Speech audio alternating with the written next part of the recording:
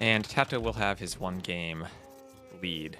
This is a fairly standard map as far as HyperRandom is concerned. Villese, as the Goths, will be in one of those classic valley maps. These elephants have a bit more food than normal. Pigs also do have quite a bit of food on them. Not the starting ones under the TC, but as long as he gets an elephant in, he'll be fine. Am I late? This just started. Master of Real Analysis. Lots of food on those forage bushes, not much gold on that gold mine. I don't see any access to stone for Villese. Oh, he even has a third elephant in the middle he could take.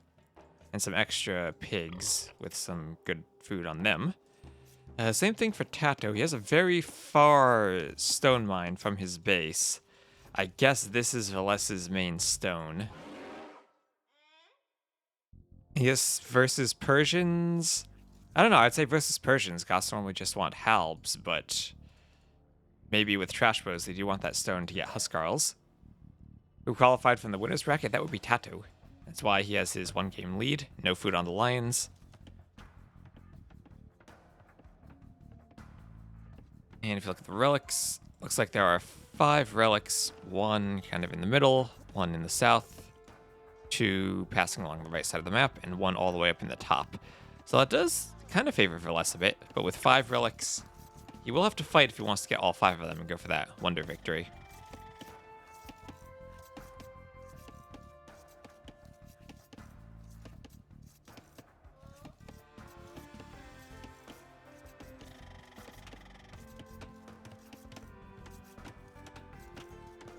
Lumber camp up on the wood line back there. Thank you, Finn555, for the follow. Sorry. And standard wood on all of the trees. It's just these acacia trees from the African kingdoms actually have 150 wood because the forests are less dense, so they put a bit more wood on them. Straggler trees around the TCs, though, can have random amounts of wood. And maybe the small trees mod should make this felled tree a bit smaller, too. You end up going from those tiny baobab trees to this huge stump. Looks like TaToH will be going for the barracks before any mill. As the Persians, you can get away with that pretty easily because you get the 50 extra food and wood at the start. And with the extra 500 food on the elephant, it should be pretty clean for him to get the militia out. We'll see if he goes for that newfangled 2 militia drush that everyone's been doing in King of the Desert. I wonder if that's still a thing players will go for. Plus, now he did opt for the mill with all the food on those bushes. I think he will like the mill. He's going for some very small walls. Going to keep the early drush out by walling fully. And he'll keep his scout around there just to keep track of the drush. TaToH looks like he found a sheep, and we'll find a couple of those relics.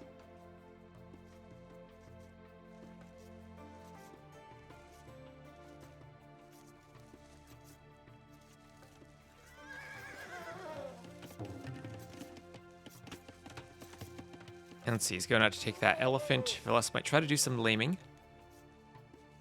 Can you build on the gravel? I think you can. That's actually a good question. That would absolutely be awful for Villese if he couldn't, because then he couldn't be able to take his stone. Let's see, TaToH has gotten the hits on the scout. I don't know if Villese did some laming. I don't think there's enough HP for laming. Salon. TaToH needs to garrison that Ville. It can be a bit awkward to hunt these elephants because in this map their HP regenerates over time.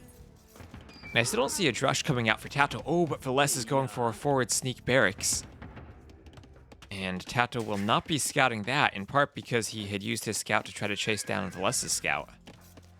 And now we're going to see the full small wall from Villese, and he is the Goths. TaToH's up to feudal, but Villese is going to be going for some Goth action. He's up to feudal himself. He has that forward Ville. He has the forward barracks. The Goths don't get their discount until they hit the feudal age. So he's going to be probably waiting until he gets... Or they get a bigger discount when they hit the feudal age. Now they also get their discount in the dark age.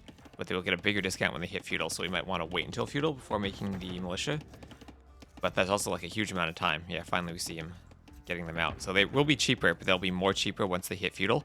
And I think as long as they're in the... I actually don't know if they get the discount if they're partially trained and then they finish, or if they have to be fully in the queue. I think as long as they're not finished, the price changes. It used to be if you queued them up and then you get to the next stage and canceled them, you actually lost resources because you queued them at the original price, but then got them refunded at the cheaper price. But they did fix that. And, well, Villese laming TaToH's gold, but TaToH does have another gold. And TaToH will have his own defensive men-at-arms. But one tile of gold out there, lots of gold on it. Lots of gold up there, but guarded by lions. So TaToH will be going for the range. He will be bringing his militia forward. Bad thing for Villese is that he lost his scout, so he won't be able to track those militia going forward. And he's going to need to defend at home just by walling and not letting the militia come in. Oh, TaToH has actually found that hole in his wood line, and he is patching it up. But if Villese could actually sneak a tower, like, right back here while the villagers were chopping wood that TaToH doesn't notice, and then have the men-at-arms in position to head them off as they run away, that could be really good for him. And that's what he's going to try to do. The key is that you need to force the villagers to run because of the tower, and then have the men-at-arms in position to intercept them while they're running. Meanwhile, down here, we've got TaToH trying to break into this base. Villese is just going to need to repair. With 3 men-at-arms and a scout, as long as Villese pays attention and repairs, he should be able to keep them out. It's just going to be a lot of attention that he's going to need to pay to the repairs. It will take more than one villager to repair that house. And I hope he realizes that as his tower is about to go up, and his men-at-arms are going to be in position to stop Villese as they try to run back to the TC. He just doesn't want to reveal them yet. But as the tower is about to go up, he will reveal them. And that house is slowly but surely going down. Villese is building a blacksmith, but it won't be part of that wall. And there go the men-at-arms to the wall, trying to knock it down to get to the villagers. And there goes the tower. They'll shoot 2 arrows with that garrisoned villager, and it will disrupt this lumber camp quite a bit. TaToH does have some room to move his villas up here, but that will be annoying for him. The tower actually will make it more difficult for him to wall behind, as that house foundation is going to go down very quickly, and TaToH needs to do some quick walls before the men-at-arms get in, and they are in. And TaToH's going to lose some villas here. There goes one, and he should probably lose a second. That one's on low HP. He's trying to escape. If Villese can block, he can get another. One more dead Vill, so that's 2 Vills there from Villese, and 1 on very low HP. Can the tower get him? No, he's going to escape on 4 HP. Now the men-at-arms need to run under the tower to keep him safe from the archers. And meanwhile, TaToH, he tried to come forward with that archer, but Villese has built the range at home, and is getting out a skirmisher, fend the archers and the men-at-arms away. Had to spend a lot of wood repairing that house, and basically had a couple of Vills idle there for a long time. But idle Vills are not dead Vills. He's just going to wall that tower in to stop TaToH from knocking it down. Hello, Taramis. That tower even range all the wood line? Well, up here it won't, but it doesn't really need to range it because he has the men-at-arms to pressure the walls, and as long as it stops TaToH from walling, then he's good. Oh, thank you, Jizzle Right, for the sub. Salam.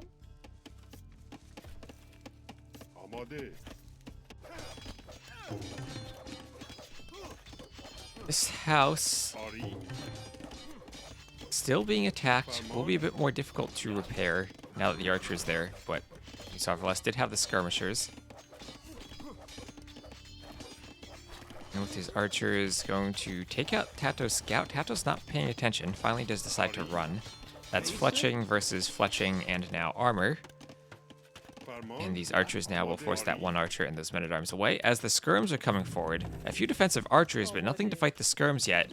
No stable from TaToH. His archers are chasing the men-at-arms, so they're out of position to defend the gold. Even if they were there, not going to be that great at killing skirms. This could be another Vill down for TaToH. It's like... There you go, Villese is doing wheelbarrow now. Took a bit to show up in the capture age, but he is doing wheelbarrow. And that will mean he'll fall behind in villagers, but then he'll be ahead in wheelbarrow. Hello, Tay. Yeah. Well, archers with Persians can now lead to commander and crossbows. Probably not the best option against Goths, but it's a thing.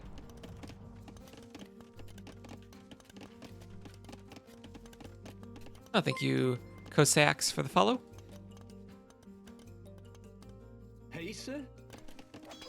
See those men-at-arms still trying to break in through that palisade.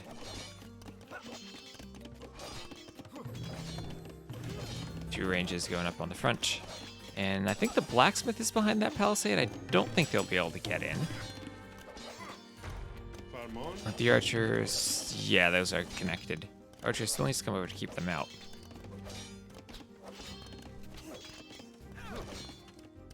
Now, big problem for TaToH is that he had to come all the way over here for another wood line, and now he only has access to one wood.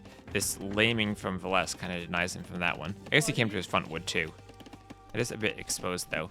TaToH has though now added in the stable, so Villese will lose these skirmishers. Ooh, another villager escaping on 1 HP. TaToH doing a good job of keeping those villagers alive. Villese will be the first player up to the castle age. Did force TaToH to add in those scouts, so that will slow down TaToH's castle by quite a bit. He's up, but a good 30 seconds or so behind Villese. And Villese even managing to pick a couple of archers before his skirms go down. That was nice. A few spears output. They're not really going to do anything with all those archers at this point. Instead, we see Villese going for 2 archery ranges and a stable. This will be a crossbow knight combination. He's already doing the armor for the knight.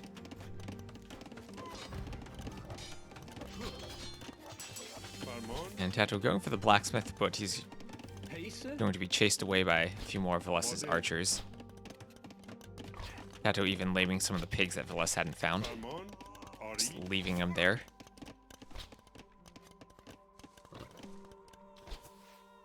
See, TaToH's gonna run to the edge of the map where he'll just get trapped. It's 1 men-at-arms will escape, but not much he can do by himself now. Villese probably needs to delete that palisade. The Vills are having a fun pathfinding dance going around it.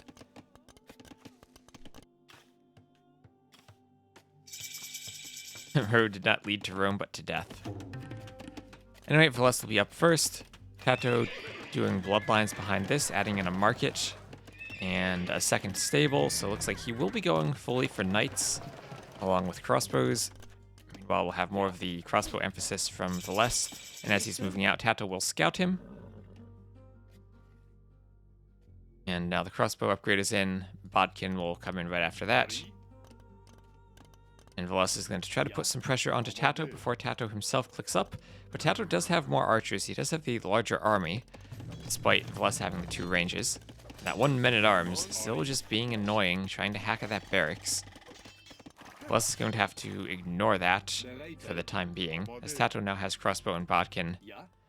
Villese not really in the position he wanted to be to push that. TaToH doesn't have wheelbarrow, and he doesn't have the bowsaw upgrade yet. Now TaToH losing his scouts there. This is going to come down to how quickly can Villese get a couple of knights out to deal with the crossbows. He will have the reinforcement advantage, but doesn't have that advantage right now. Sent the 1 knight to clean up the men-at-arms, but was a bit out of position with his army now due to not having the knight there. Both players with 1 armor. And TaToH's going to keep that army alive and try to secure this hill. So people were asking earlier, can we build on this gravel? At least we can build on the part of the gravel that's mixed with this other terrain. I think we can build everywhere on it, but TaToH will be plopping down the siege workshop right on top of that hill. And Villese will have the classic problem of playing in the valley map. He's going to have to try to micro this. TaToH sending only 1 villager forward. There is a chance the Vill gets picked off. And he is going to have to run it and try to be careful. That will delay the siege workshop. Now, investing into his forward siege workshop and losing the Vill is a pretty big problem, but he does get it up. Plus, we need to do his own defensive siege workshop. As I think TaToH's winning that fight. He is 12 army to 9. And the double stable knights proving to be a bit more effective than the 2-range opening that came about after the skirmisher transition. And it's true, the Persian Knights do have +2 against archers units, so they will be a bit more effective in this fight. So something we don't see that often is Vilese's map is set up like one of those more classic Arabia maps, where there's actually enough hill that the hill goes up and it plateaus for a bit. It doesn't just go up and go right back down, so he can place the TC on it, which is actually rather nice. I mean, you have the TC that's on top of a hill, protecting a wood line and protecting a gold. TaToH actually opening with the ram, not with the mangonel.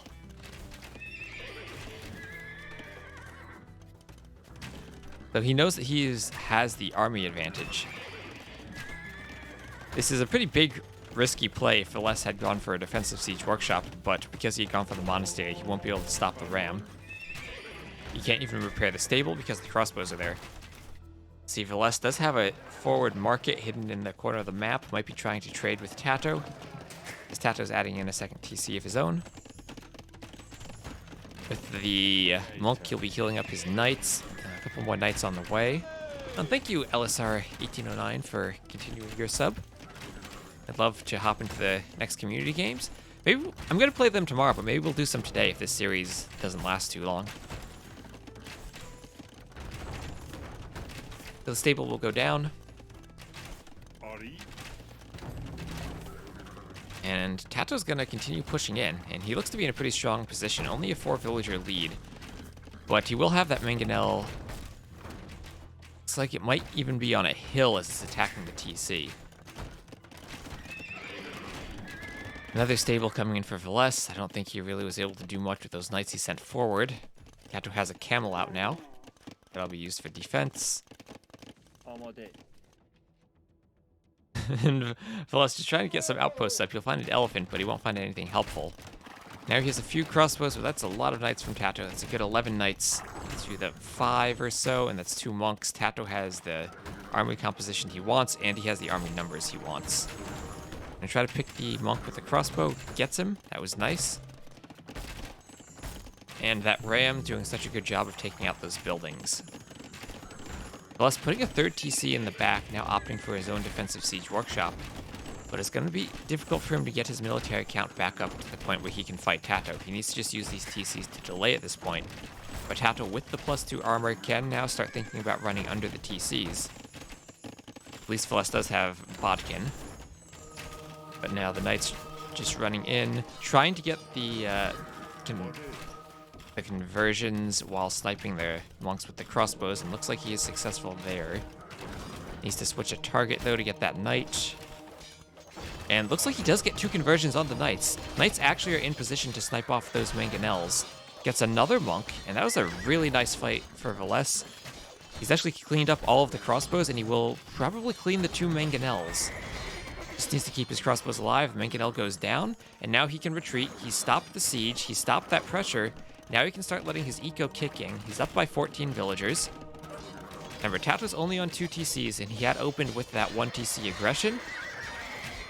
But if Villese can take a good fight under this TC, might be able to clean up these knights, and if he can do that, then he'll be in a pretty good spot. Has his own mangonel out. Mangonel's maybe his own crossbows more than the knights. Mangonel's trying to hide behind that building so the knights don't see it, but they'll jump on it now. Problem is, Villese lost so much of his production, he's having to add in more stables in the back. Even under that TC, he's not really taking a great fight. That mangonel, unprotected, might be rushed by villagers. But TaToH has the army numbers he needs. He's continuing to push in. He's getting into the back of the eco. This lumber camp needs to be walled so that the knights don't get in. And then the rest of it can be defended by the TC. Nice walling there from Villese. Just need to repair that. There's a knight there, but TaToH's continuing to pump. Now it's only an 8-villager lead. He did manage to snag a few vills as he was doing this raiding. The TC, oh, that's huge. The TC now is ungarrisoned, and Villese needs to repair just so he can hop back in, and he doesn't have the army numbers to push this off anymore. TaToH even going for the forward TC. Persians eat TC. That's what TaToH has learned. A few pikemen now coming out. For the Goths, they are cheap. Pikemen really don't deal well with mangonels, but they do at least help fend off the knights. Villese really doesn't want to lose that TC. Now it's down to a 5-villager lead. And he does keep the TC up. It is still producing villagers, and he can get some repairs. He does have a lot of wood for repairing. And there we go. He needs to get enough HP on it so that the villagers can garrison again.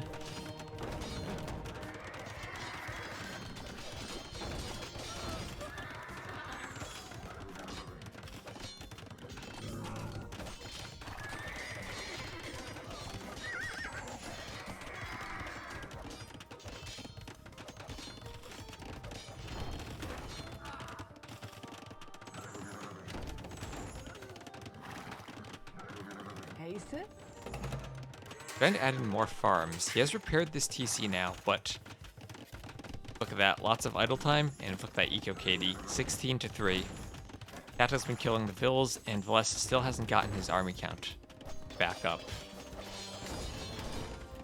Still no wheelbarrow and no wood upgrade for TaToH, so Villese does actually still have a slight Vill and economy lead, but he needs to be able to keep it working, because these faster working Persian TCs are supplying TaToH with lots of villagers to catch up. Is there no stone on the map? Well, Villese's stone is all the way out here, so stone for a castle is not an option for him. TaToH has the same thing, a very far forward stone that's kind of cut off by Villese. But it is difficult indeed to find stone.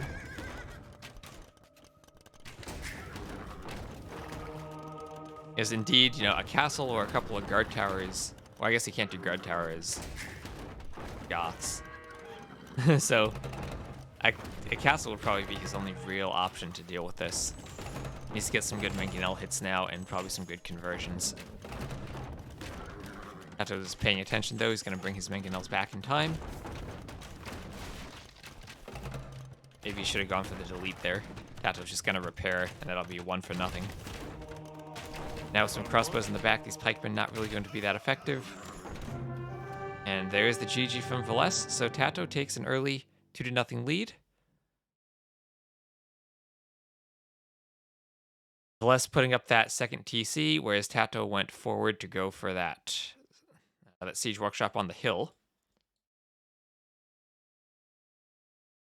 I think the big transition there was TaToH went for 2 stables in early Castle Age, whereas Villese had opened with skirmishers and then lost the skirmishers to the scouts. So when he then tried to make that transition to the crossbows, he didn't have the numbers he needed to win that early Castle Age fight, even though he was up first.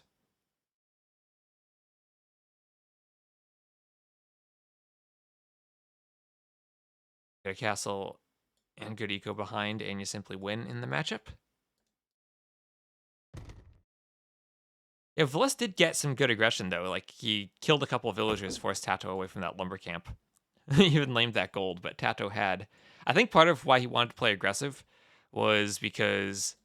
Well, we can't see it now, because the gold has been mined. Those golds only had about 400 gold per tile instead of 800. So he might have been thinking, this gold for TaToH will run out very quickly, and then he can lame this one, and TaToH won't have gold access. But TaToH had just enough gold to continue his push, and then was able actually to secure Villese's other gold. So if he's checking the resources on each gold pile, that might have been his thought process.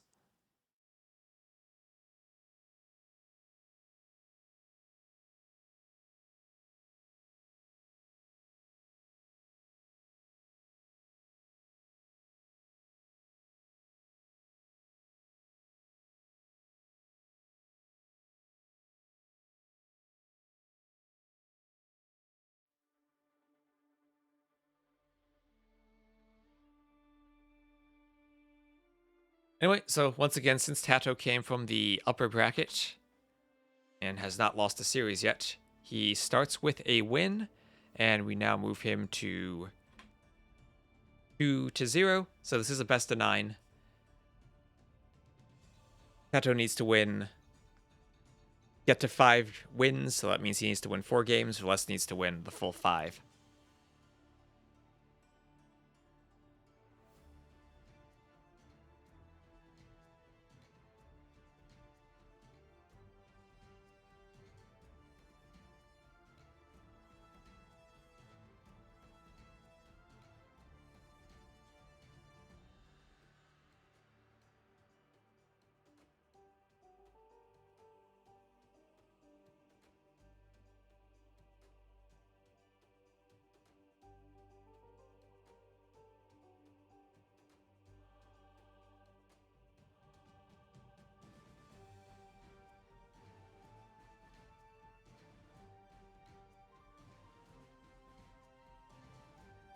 I mean, they can be up to 8 games instead of 9. Well, yeah, I guess they play at most 8 games today.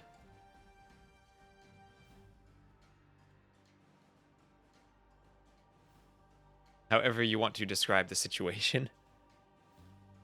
Oh, Fletch, hello. You're either up very early or very late. Boulder, hello. Those Ornlu emotes, such beauty.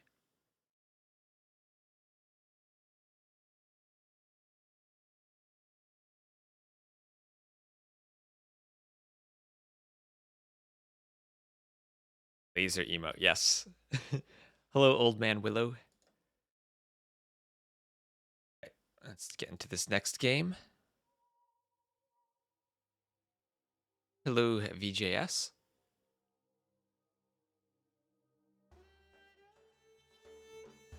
Very early. Not sleeping super well. Well, I know exactly what can help you sleep, and that is by counting sheep or geese. We have 1, 2, 3, 4, 5, 6, 7, 8, 9, 10. 10 geese for TaToH as the Saracens. Look at all of them. If that doesn't help you get to sleep, I don't know what will. Anyway, ooh, lots of food on that board. Ooh, not just 10, 11, 12, 13 of them. No food on the snow leopards. Bring in the boar. T-shaped gold. Oh, indeed, it is a T-shaped gold. Not a very even T, though. You would need one more gold pile there, or one less over there. Anyway, this is... They start with a create raider cavalry archer as a scout. Looks like it has 4 range and one garrison space. Oh, wait a minute. This is going to have only 1 attack, but that's actually kind of useful because it can attack over a distance. And it's only going to take 1 damage from an attack. So Villese will need to run that Vill back. The garrison space. So normally if you attack a unit as it's dying, you can garrison it. I wonder how that works with the projectile, though. I've never actually tried to use a kidnap unit with a projectile. Is that the scout that can steal Vills? Yes, but I don't know how the projectiles work with kidnapping units. And one thing he can do is try to sit around here and lame the geese by shooting them. Oh, he's gonna do it. No, TaToH ungarrisoned in time. But you can kind of sit under the TC and try to lame the geese, so TaToH's gonna move his Vills around. You can't really lame them that well because you only do 1 damage and they have 7 HP. But you can try to steal them if TaToH's not paying attention. He's gonna do the same thing, try to idle the Vills on the lumber camp. The map that used to be in the pool with lots of sheep in the middle. You mean Ghost Lake? It is somewhat reminiscent of Ghost Lake. Oh, TaToH wants to trap it. What's this? TaToH, what are you doing? He's gonna notice and run away. That is not gonna work.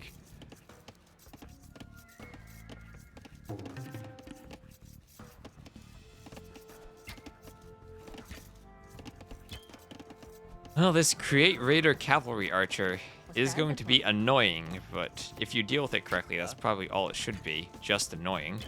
Villese actually has decided that he is very annoyed by it and is abandoning his lumber camp in favor of chopping these straggler trees, which actually do have an insane amount of wood on them. Like 200 something there. Oh, he can chop those for days. Anyway, it looks like TaToH will be putting down a dock. Oh, but he has a loom though, so that snow leopard won't kill the Vill. That dock not really gonna be too close to the other deep sea fish. I don't know what this terrain is. It's ice and some type of water masked on top of each other. Hopefully the ships can sail there.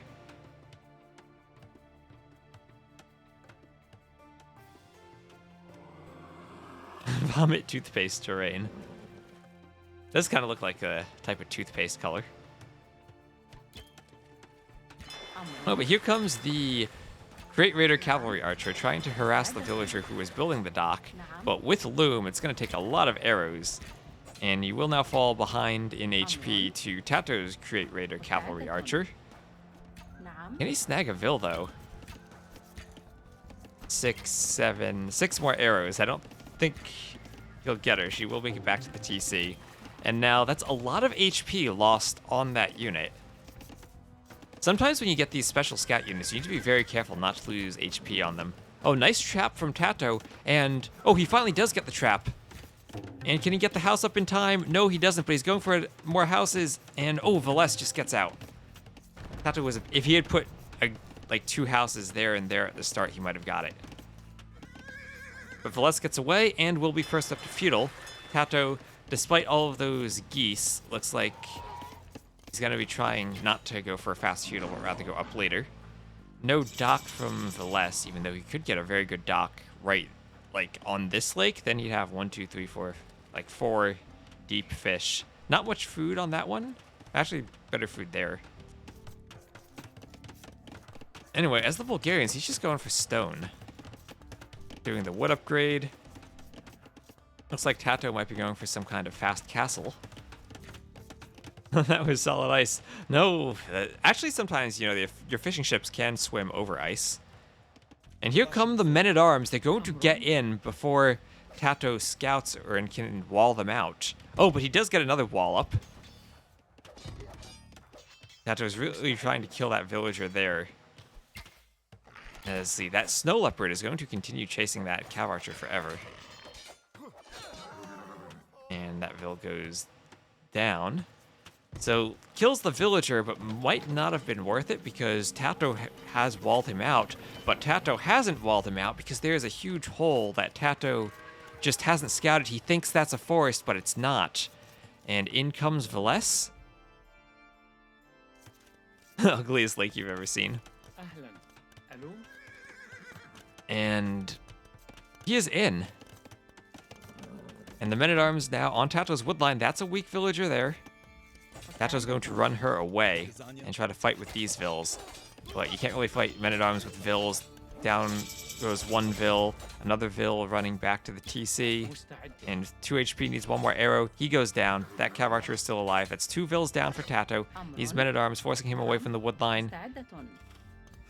Will be cleaned up by the TC. That was some pretty good damage. That 1 tile hole in that forest coming back to hurt TaToH. But despite that, Vill count is still even because of these food boats that TaToH had made. Not going to have too many fish, but at least he'll have them.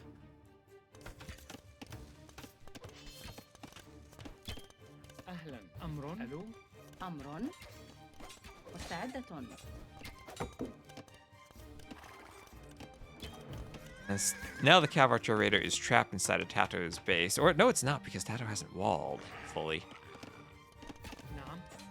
The men-at-arms still trying to be annoying. If he could get another hit or 2 on that Vill, then maybe the cav archer could finish him off. Looks like he'll be safe. He has enough HP that shouldn't matter. Cav archer will discover the market, so Villese will know TaToH's going for the fast castle. Villese now does have a dock of his own. He's opening with a fire galley. And this scout will still escape on 4 HP. 3 HP now. But he will get away. TaToH doing the wood upgrade. He's close to clicking up to the castle age. If we look at the economy, Villese actually is ahead by about 400 resources collected. Just he also had to spend them on those men-at-arms. 75 wood market is a pretty good bonus, and with the Saracens you can click up whenever you want, but he does need a blacksmith. He has the blacksmith, and he's ready to click up. He's going to finish that Vill, and then he's going to click up, and there he goes. So TaToH will be up first. Wheelbarrow coming in for Villese, and he still isn't anywhere close to being up, but this fire galley, no defensive ships from TaToH. He should lose his fish here, or at least have to idle them for quite a long time.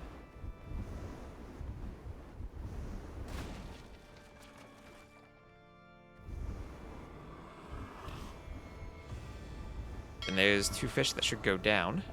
That The Crate Raider Cavalry Archer will continue helping out and killing that fish. See, oh, but TaToH's Cav Archer has once again gotten into Villese's villagers, and he will be trying to be annoying again. Will cause a bit of idle time.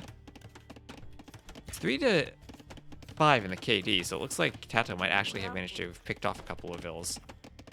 I think the trick to dealing with these units is you have to attack them with the vills. You can't just let them run around and be annoying, because if you do, they're just going to be very annoying for a long time.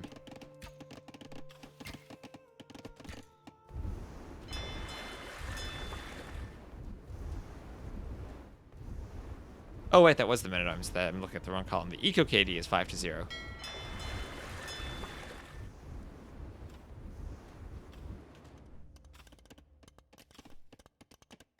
Oh, looks like we have a forward tower here from Villese, but TaToH will move to his other wood line, so that won't be too big of an issue for him.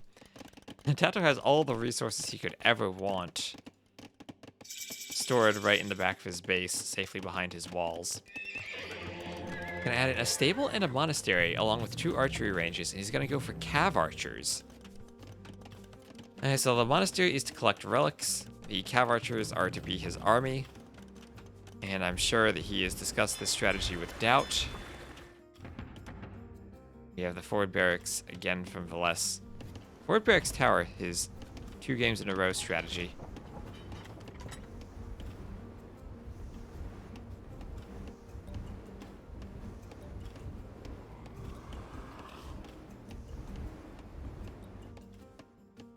And with actual cav archers now, he could pick off these forward villagers from Villese. That's a low HP one there. Try to run and get back through the tower, but I don't think he's going to make it. Nice blocking there from TaToH. And that's actually a pretty big mistake deleting that wall now, because TaToH can send a melee unit to knock down the tower. But we'll have bloodlines and 2 archery ranges, 3 archery ranges from Villese. We could be having a Saracens versus Bulgarians cav archer battle. Oh, yes. Bloodlines coming in. Husbandry for TaToH. And it's going to be a cav archer mirror. In the long run, Saracens will be able to add in heavy camel, and I think they will have fully upgraded cav archers. They no longer have an attack bonus against buildings. But we're going to see a good old Hun-style cav archer battle, which means demos could come into play if they fight on the ice. Or even ships. Let's see, Villese probably should be trying to wall this so that the cav archers don't run in. And here we go, more cav archers. Husbandry for Villese. He's done the upgrades. Actually, we'll have the upgraded advantage. TaToH has not done the armor yet. And TaToH has not actually done bloodlines yet either. Bulgarians missed the last armor. Yep. Did they also miss Thumbring? Did I see the Saracen Market video? I did not. Wall of Relics would be OP. You used to be able to sneak past relics sometimes if they were in walls. I don't know if they changed that. I think they had to for that Holy Line special map. Because there's a wall of relics in the middle of the map, and it kind of ruins the map if you can just walk through them. Anyway, a couple of fire galleys out for Villese trying to secure the water. But if you're going to fight cav archers and knights with fire galleys, you really need to upgrade them to fire ships. They have Thumbring? Let me check real quick.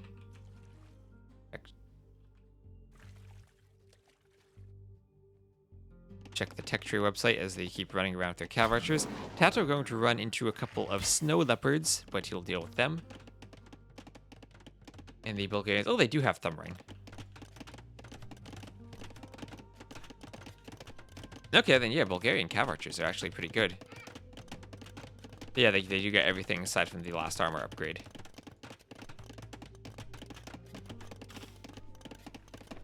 You see him hide a monk behind a relic in a woodline to protect it from scouts. I think that does work now, even though it can be a bit awkward sometimes. Because you don't have great control over where the monk drops the relic.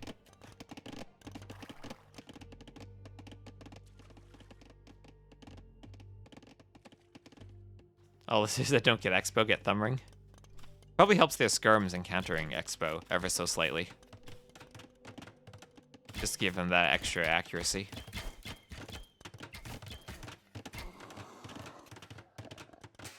And, well, TaToH will be going up to 3 TCs, as Villese himself is adding in some TCs in the back. 3-fill lead versus wheelbarrow, so economy's still pretty even. And we'll have a bit of a cavalry scuffle in the middle. I think TaToH does have a slight numbers advantage there. I think the question is, will TaToH at some point transition either to Heavy Camel or to Mameluke? Both of them provide other options, or in some situations dealing with the Cav Archers.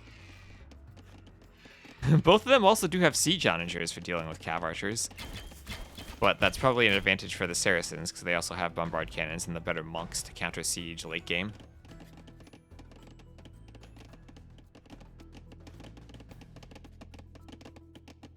And third TC for both players now is TaToH to get his TCs up ever so slightly faster.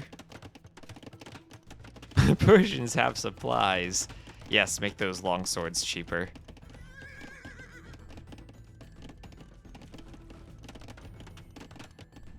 And I've been noticing TaToH on many of these HyperRandom maps. He's very likely to go for fast castles. He'll dock, get some fish, and try to fast castle behind it. Even if it's only 2 or 3 fish and he loses the fish, he still goes for the fast castle.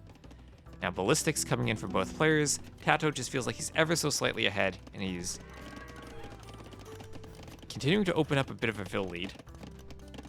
I've had a bit more idle time on the TCs, but now both of them should be producing pretty much non-stop. This TC down here will at least secure more wood for Villese. The thing I like about TaToH is all of this gold is safe behind his TCs and in the back of his eco, whereas Villese will have to come out here to fight should he later want to claim his bigger gold mine. The worst tech tree offender is Burmese Parthian tactics. Does that affect the Arambai? I thought it did. No, it doesn't? Oh, wow. I probably should.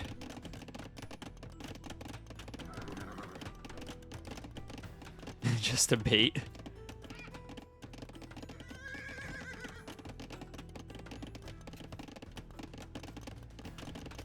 Hello, MBG. Cav Archers are going to be moving out. Dock for TaToH actually has been cleaned up. Late game, the Saracens do have their galleons that fire faster, but they do lack the fast fire ship. I still do think they probably would be favored late game on the water. Elite Arambai have 1-3 armor when fully upgraded. I mean, to be fair, you probably don't want to give Arambai 2 more pierce armor.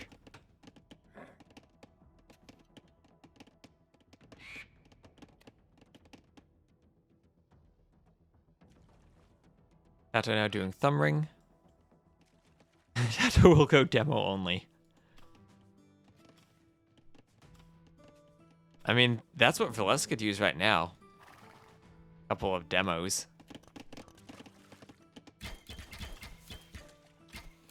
Town watch even for TaToH as, oh, the gate goes down, but Villese is not going to run in. If he did run in, TaToH would probably just do some quick walls and garrison the TC and trap the Cav Archers. So probably a good decision not to run in. He's going to try to take the hill. TaToH's going to micro a bit. He does have this tower he can run to, but I think TaToH has the numbers. And Villese is going to lose a few units as he retreats.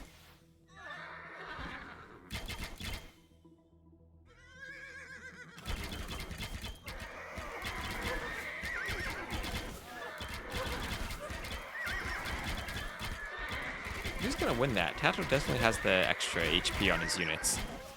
Villese is just going to take the fight, but I think he probably should have kept running. He has more reinforcements coming in, but they're not going to arrive immediately. TaToH actually has more Cav Archers coming too, and he's going to surround these Cav Archers. And great army control by TaToH. Units will have to make their last stand before their reinforcements come in. Those Cav Archers in the back will just run away on the mini-map. And a really great fight from TaToH there. He's taking a pretty big score lead. And he even has about a 10 villager lead. doesn't have wheelbarrow yet, but Thumbring just now completing after the fight for Villese. And if Villese is going to win this game, I feel like it has to be because he does something on the water now. He's fallen so far behind in cav archer numbers. Cav archers even will be able to take out the watchtower. And hello, Johannes.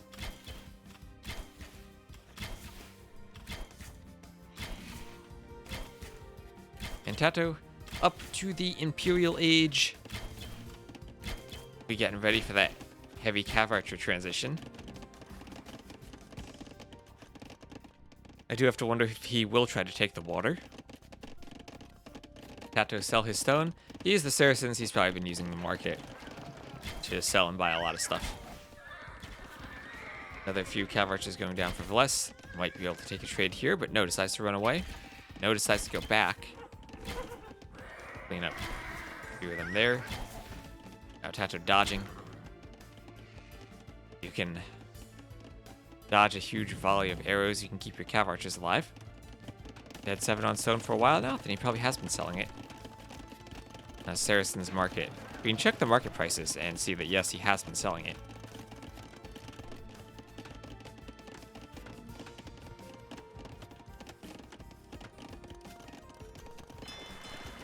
And here come the demos. See, Villese does have 2 relics he can take at the front of his base.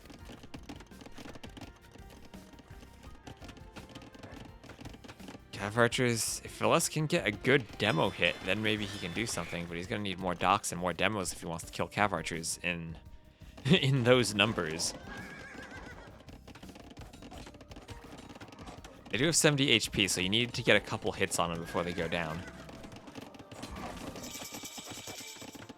See, Snow Leopard's not actually killing anything up there. TaToH's up to Imp, and Villese just now clicking up about 3 minutes behind, going to run into some Snow Leopards of his own. Snow Leopards could kill that villager. The other villas are not helping. Oh, Villese, no, don't lose a villager there. Well, there's 1 Snow Leopard down, but 1 villager is going to go down. Oh, no. The other villager's not helping her. She must have cried Snow Leopard a few too many times, and the other villagers didn't believe her when she actually was attacked. These things look like, I think they're just the reskin Jaguar graphics. I keep calling them Jaguars. Anyway, TaToH is pushing in at the north with his army of cav archers. They now have Bracer. Their armor is coming in. I imagine chemistry will be in the cards for him soon. And then the heavy cav archer and Parthian tactics upgrades. Parthian tactics is really important fighting other archer units because it's +2 armor. And now he has, looks like, Parthian and the final armor, so that's 6 pierce armor. In the castle age, these cav archers only have 8 attack, so they will be absolutely wrecked until I can get their Imperial age upgrades. There's now a pretty big period of time where Villese just cannot engage TaToH head-on with his army. He needs to wait, amass more numbers, and get his upgrades. And even then, he misses the last armor upgrade. So this is where TaToH having a huge mass of cav archers is going to have a big advantage in the cav archer fight. Because that 2 armor is absolutely massive. If you saw a Snow Leopard IRL, wouldn't you run while your friend gets eaten?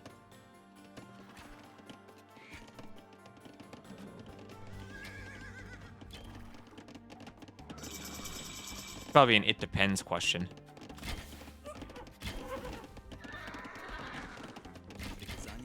Oh, like, how many friends do we have? If there's like 10 of us, we could probably fight off 1 Snow Leopard.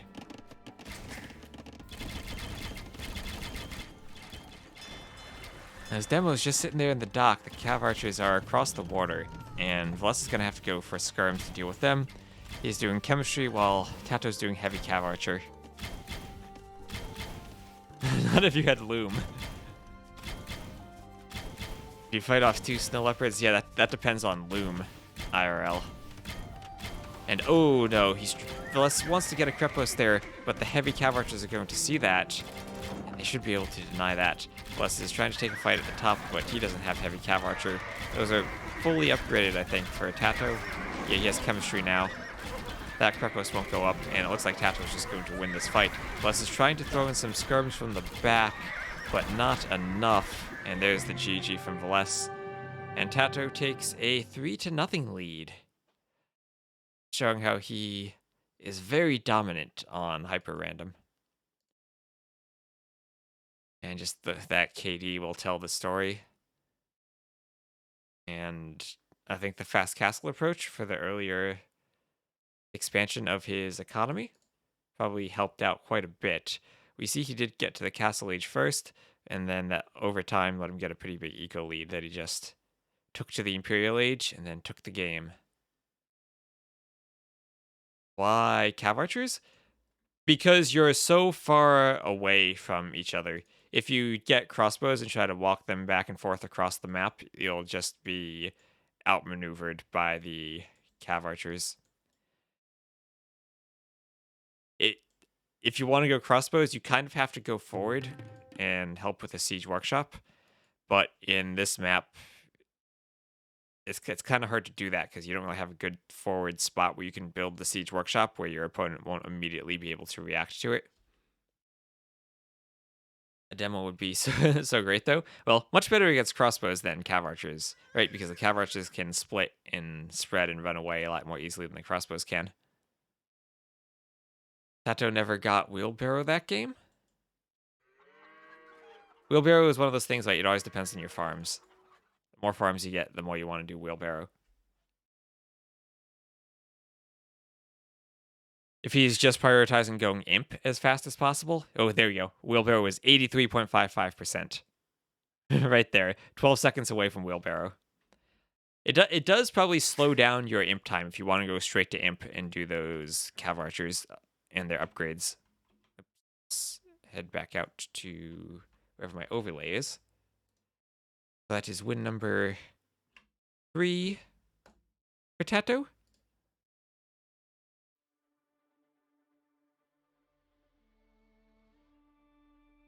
And thank you all very much for tuning in. So once again, TaToH comes from the winner's bracket. He did start with a 1-0 advantage in the grand finals. Both of them getting clean sweeps against ACCM in the winner's finals from TaToH and then the loser's finals from Villese.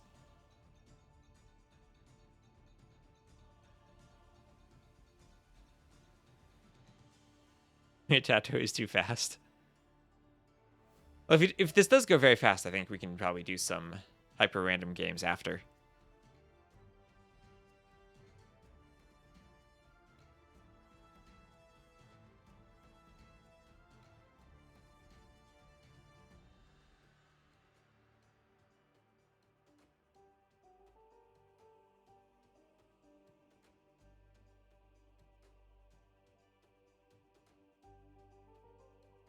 And looks like our game number 4 is just about to start.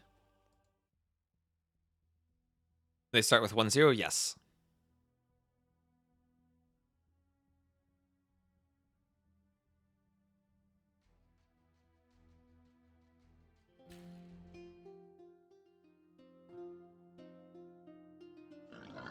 Okay, and it will be Spanish versus Lithuanians. All right, and they start with an army tent and a yurt. So Villese pays attention to that and immediately recognizes he does not need to build houses, so instead puts the mill on the berries, and will use that to take hunt from those ibexes.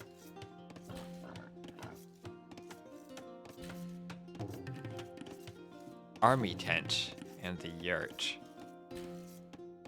I think this is actually the Asian style graphics for the army tent. So we'll see how that fits in along with the Spanish, now Mediterranean architecture. Alright, we'll also have TaToH as the Lithuanians on a map that doesn't seem to have too many relics. Not much food on that Javelina either. Lots of food on those ibexes down there. So this will depend on which ibexes do the players take. Is that even some shorefish there? No. That's just a little splash from the ibex footprints. Lots of food on those pigs, too. Extra Javelina there, but not much food on either of them. Oh, Villese is calling a re. Okay. So each player... In all these series, they have had one restart, and I think will be the same for the finals. I was going to say, Lithuanians on a map that appears to have 2 relics, a third relic somewhere that I'm not paying attention to. Ah, one down there, one over there, and one there. I guess that would have been 2 relics for TaToH, but on a... I guess there's no way really for Villese to have scattered the entire map enough to know how many relics there were. I did like his start, though. Looks like TaToH did build a house. I think Villese had probably gotten off to a bit of a better start than TaToH. Actually saying that TaToH did mill both patches of deer. And actually the extra 150 food can be very nice for Lithuanians on these maps. Back, your intent is too OP. Yeah, I don't know why he read there. Maybe he just didn't like the Civ matchup of Spanish against Lithuanians. So we will head out as Villese no longer has his restart available. And check for them to restart the game. So they do not keep the civs. When you restart, it is you re-roll the map and you re-roll the civs.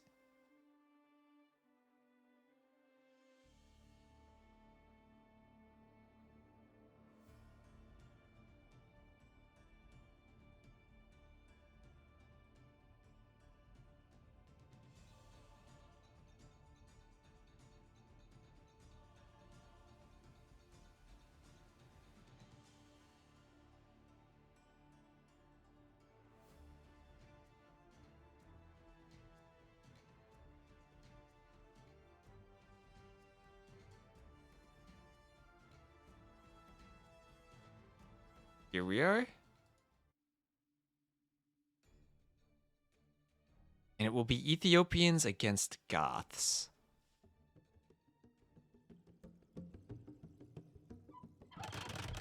Interesting. Oh, okay. Each player has a relic. Ethiopians, Goths. Oh, they start with a petard as a scout. Okay, it is not a saboteur. It is just a normal petard, so it won't have that insane damage like the saboteur did against villagers. But it could still, I guess, maybe kill a house. 50 attack plus 500 against buildings. As long as you're not downhill, you can kill a house. And we'll be finding some turkeys. Hello, Rixian. Welcome to the stream. Goth should be automatic reroll. Oh, I feel like in a 1v1, I would prefer Ethiopians here.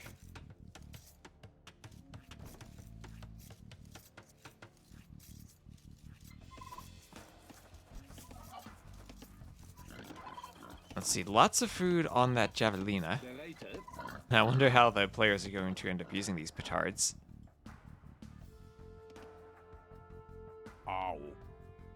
We'll check the resources. Lots of resources that are all forward for the players. They will have backwoods, but lots of stone on those stone mines. Not as much gold as normal on those gold piles. Pretty much no stone. That's like 1 castle in all of those stones compared to 1 castle per stone.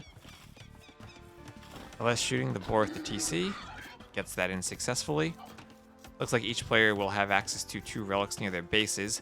In the corners, there are little bubbles, which maybe they'll chop through to get to, but there aren't really any resources back there, just a couple of bears to attack. Now, that's a couple ibexes there, but not really much.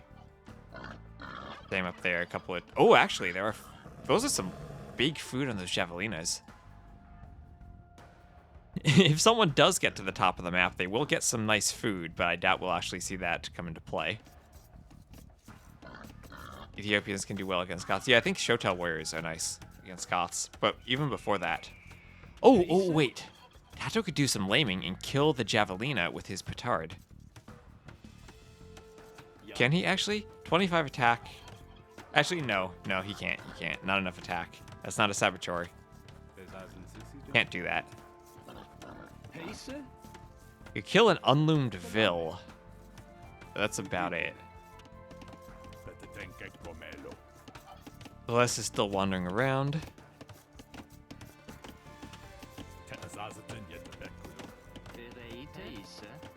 Can he get to those Vills on that wood line? Don't know if he can. If 3 Vills are packed tightly together, maybe he could get 3 of them if they're unloomed. Click one. Oh, but TaToH does have loom. So with loom, the villagers will survive that 25 attack petard hit. 25 melee damage, and neither building, nor castle, nor siege, nor wall and gate damage applies to villagers.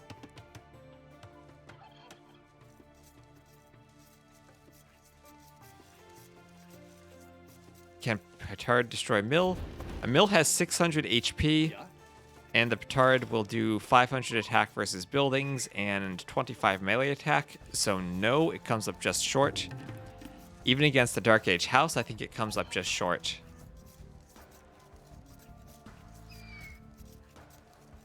Even without Loom, won't the damage be less than 25 because of blast damage? Ow. Actually, you're right. It might not even do the full 25. Could you deny a foundation? You could definitely deny a foundation if you're quick enough. Ow. And here comes the Drush from TaToH. He's going for the 3 militia Drush.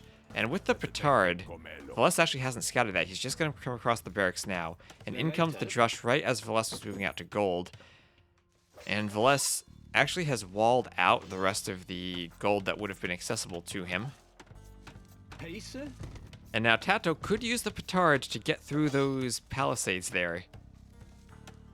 Yeah. Yeah, killing a barracks foundation before the Drush hits could be nice. There goes the barracks for Villese. But TaToH taking the early aggression with that Drush. Villese, again, will be the first up to the feudal age. And TaToH, again, staying in the Dark Age for quite a long time. He's been doing that quite a bit in these maps. He did go for that fast castle in the last game. I wonder if Drush fast castle could be in the cards for him again here. Berated? And like you said, if TaToH had scouted that barracks foundation was low on HP, then the petard could have been useful. Well, Villese will get it up. Could kill the archery range, though. That would also be interesting. Berated? See, is this where he uses the petard to get through? No, he's not going to risk it yet. TaToH now up to the feudal age. Behind this Drush, Villese is going to try to wall that out and try to find a corner for him to take the gold. But I guess this is where the petard could become useful. Just get through those walls and stop the gold from being taken. I guess you don't need it if the walls aren't built, though, as the militia get in on the villager. And Villese is going to have to fight here. He needs to take gold if he's going to make anything more than skirmishers from that range. Does get one archer out. He can't afford a couple more before he Berated? runs into the situation where he can't make fletching. So that'll be one villager down, and now the walls will go back up. Yeah. Both petards kind of chilling next to each other.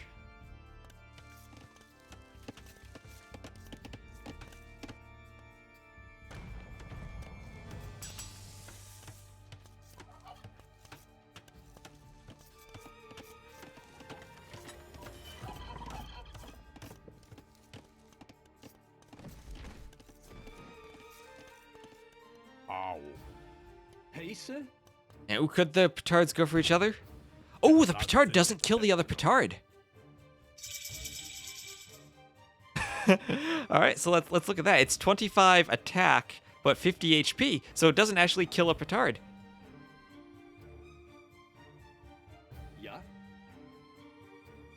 Oh, and now the militia are going to chase it down, though. The militia are ever so slightly faster, but the archers could defend it. Berated? The archers will pick off a militia there. Oh, but they finally get it. We'll sacrifice 2 militia, Pacer? even 3 militia to get it, though. So TaToH not being aware of the petard versus petard metagame.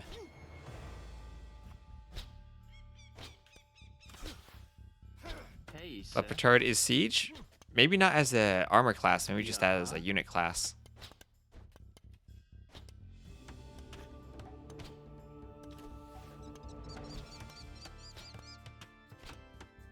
See, he should have gone for the wall. You're right. Ow. He should have seen he was going down and just gone for the wall. But anyway, TaToH is now walled, doing fletching himself, with Villese adding in horse collar. But once again, TaToH with the earlier farms, and it looks like he is much closer to clicking up to the castle age. Either in class or in armor. Oh, that's right. Petards do have their own class. Oh, that Vil, low HP building the gate. That could be a mistake. Nice. Ooh, almost picked off. We'll at least force him away from the gate. Tati will have to send another Vil. But with the skirms, I think TaToH's safe to go up. And even will delete the walls and try to chase down the archers. No armor yet on the skirms, though, so archers can actually do a decent job of picking them off. And Villese is going to try to force that and get walled in. The villager will escape by running out the gate. We'll let the archer out, though.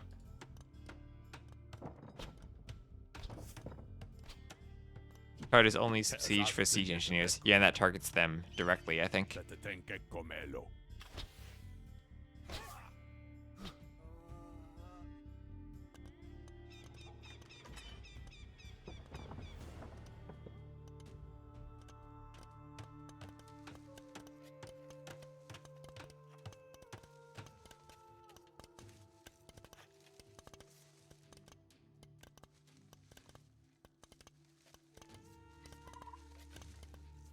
TaToH plus HyperRandom sounds like a recipe for maximum shenanigans. Well, not petard's shenanigans. He clearly doesn't know that one petard does not kill another petard. I guess you will have learned that now. Battle Elephantos have 4 armor class, 3 of them with negative armor. And another nice fight for TaToH using the skirms to pick off the archers there.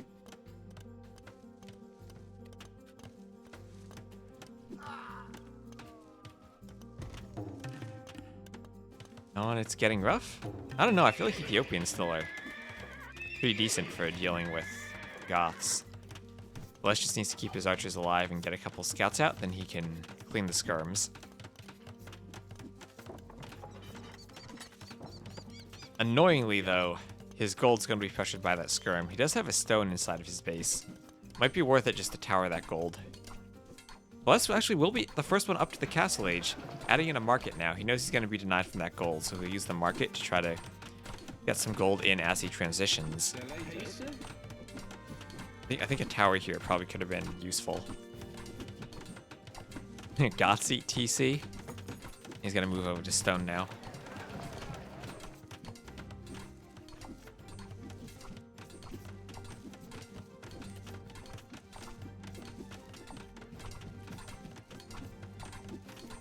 TaToH will be about a minute slower to castle, more like 45 seconds, doing the gold upgrade himself. Stone upgrade for Villese. Villese will be on stone. Maybe he wants to go for Shotel warriors in this matchup. Has a bit of a wall unnecessarily at his woodline at the back. I wonder if docking and going for fishing ships could be an option. Probably not when you want to get your TCs up. That is a lot more expensive than making farms. So do Shotels, you get the attack warning, and when you look, there's no TC. Shotels can eat TCs pretty well. Second stable, a couple of scouts being added in as Villese is going up. Probably wants to wait for armor before attacking. Now his goal is to attack the skirms with the scouts while avoiding the spears, and then use the archers to avoid the skirms while picking off the spears. And looks like he's doing a good job of killing the skirms so far. But the archers never got onto the spears, and he lost a few archers in the process. Now some knights will come out as he's going for crossbows, and there'll be crossbow along with 2 stable knights and a monastery for picking up that relic. Surprised he's not adding in any extra TCs, but it looks like he wants to go very aggressive.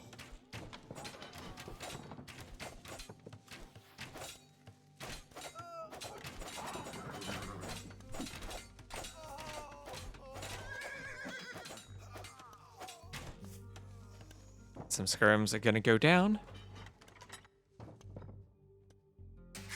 And a TC is going to go up.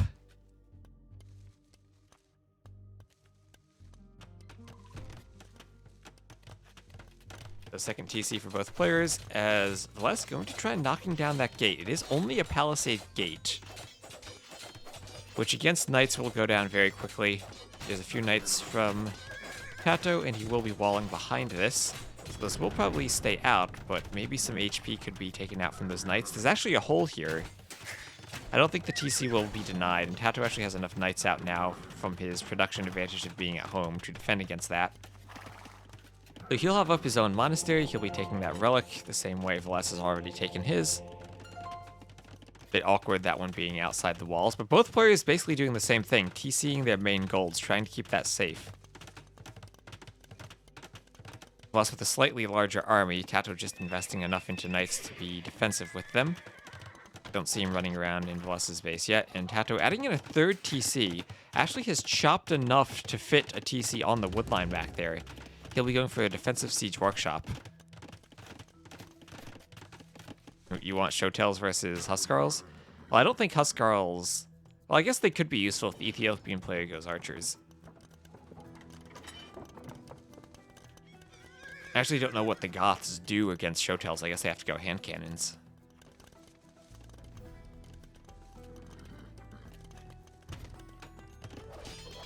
Villese will need to get this walled.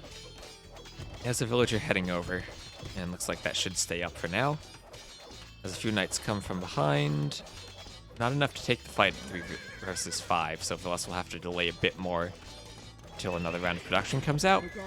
Maybe he could try just using the monk to convert a knight and keep him away there.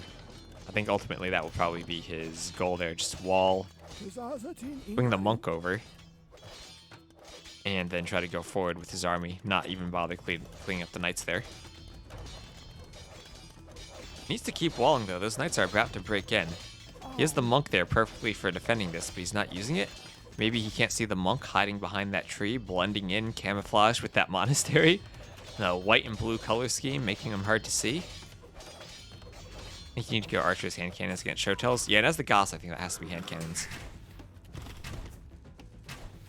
But then that becomes a difficult fight against the Ethiopians in the late game when they have the torsion engines, bombard cannons.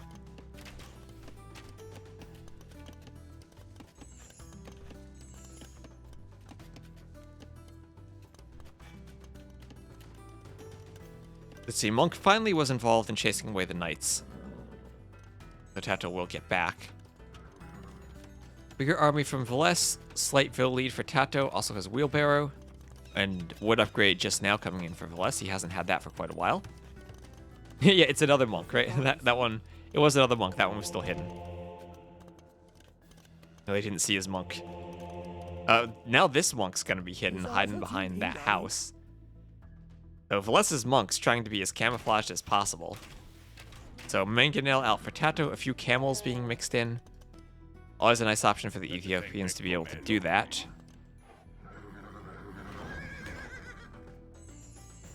Now remember, Goths do have fully upgraded Castle Age Knights, so going Knights doesn't really matter to them. Both players will be using monks to heal their cavalry. And pikemen now for the Goths. This is where the crossbows for the Ethiopians still will be useful.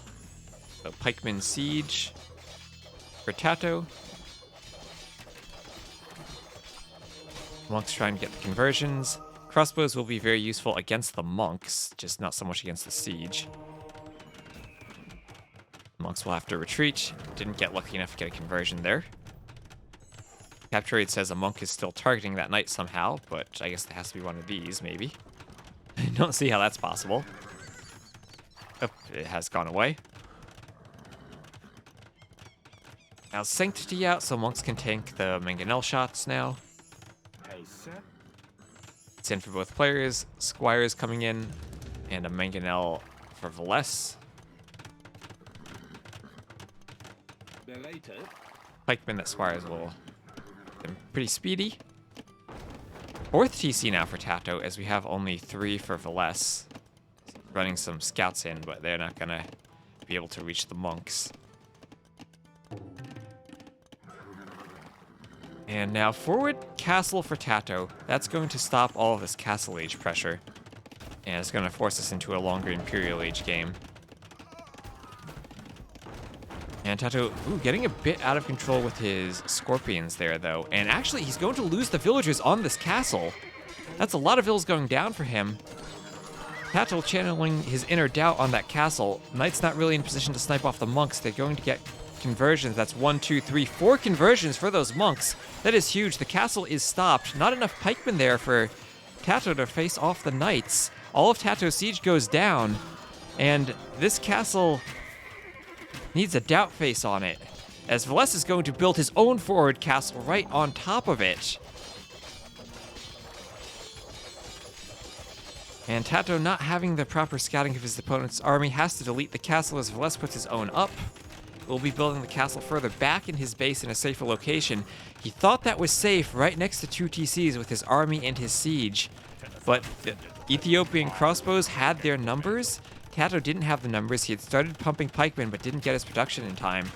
And now TaToH, despite the 4th TC, down to only a 10 lead, as Villese finally has done his eco upgrades.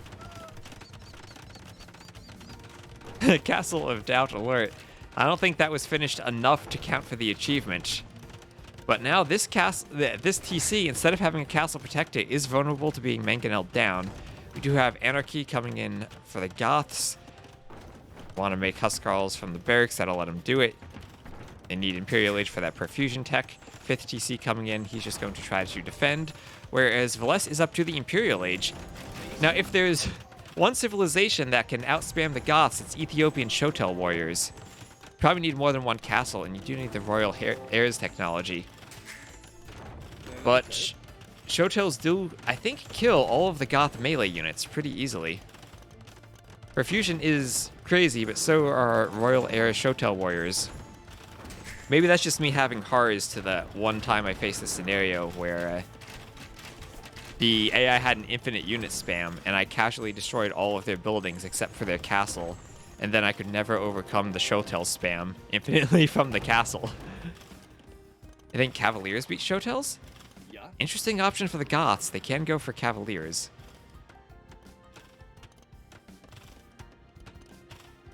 He already has some of the upgrades for his Knights, along with Bloodline, so it wouldn't be that crazy. No last armor. No last armor makes Cavaliers kind of a bad option against Arbalests. But if you have Huskarls against Arbalests, then maybe... Ooh, he takes a big mangonel shot after killing it. That's... We all know killing the mangonels does more damage. That's a lot of crossbows going down to that dead mangonel. Right, here come the Shotel warriors. He needs to be careful not to mangonel his own Shotels, but as we said earlier, Shotels eat TCs. The villagers have to be ejected. TaToH trying to defend with another castle, but it's Imperial Age time for Villese. He has the score lead, he has the Shotels, he's going to take a really great fight here against the pikemen. The crossbows can micro down the pikemen while the Shotels clear out the Huskarls. Might lose a mangonel, but no, he'll keep that alive. And he cleans up TaToH's army. TaToH has only 3 army left. He's going to be depending upon these castles for defense, but we all know what happens in the Imperial Age. Once the trebs are popping, the castles are dropping. Shotels will die to the castles, though. They can't push into them. That mangonel needs some repairs. 1 trebuchet already out. Castle Age Huskarls only can get up to 8 pierce armor, so castles still actually will shred them. Their arrows doing 13 attack. Is that what we say now about trebs? That's what Zero Empires said many years ago about trebs. Let's see, TaToH does have a clandestine sneak attack, building up Anarchy Huskarls in the south, and Villese will need to react to this and keep his base safe. And he's going to need to wall. He really just needs some stone walls. If he doesn't stone wall, TaToH with a bunch of Huskarls could push in at once to try to take out that house before Villese reacts. He's going to wall with houses, but he really needs stone walls. Sending the Shotels over, maybe the house will be enough if he has Shotels to react to this. Meanwhile, he now has 2 castles with 4 trebuchets. TaToH trying to repair the castle is on a hill, but it is being trebbed down as the Shotels are cleaning up the Huskarls. They're trying to find another path to get in. Let's see, Villese still hasn't scouted the barracks there. TaToH will be securing some gold for himself, and he's not reacting to this house here. Finally putting another defensive house up, keeping them out for now, but that's a weak palisade. They could bust through there pretty quickly. Castle, though, starting to go down. TaToH can't repair fast enough. These are, again, 4 trebuchets, incredibly hard to repair against, and the castle finally does go down. But meanwhile, a few Huskarls starting to try to run into Vilese's base, getting through those openings there, but they're bringing the Showtails along with them. Vilese noticing this and walling. I think he just needed stone walls, but now the Huskarls are in. Showtails, though, are in position to fend them off. Villese will lose a bit of eco here. It is 126 to 103, and a few vills will go down. Huskarl speed versus Showtail, it's 1.5 versus 1.32, so the Showtails are faster and can catch up to them. Meanwhile, at the front, the Huskarls are there trying to push into the Trebs, but can't quite get to there with the castle and the Showtails there protecting him. Villese needs to run his Trebs, and looks like he will. Might pick off the Trebs there, as it looks like the forward has been cleaned. The Showtails will clear out the barracks, and the Huskarl's not going to be able to clean up the Trebs there.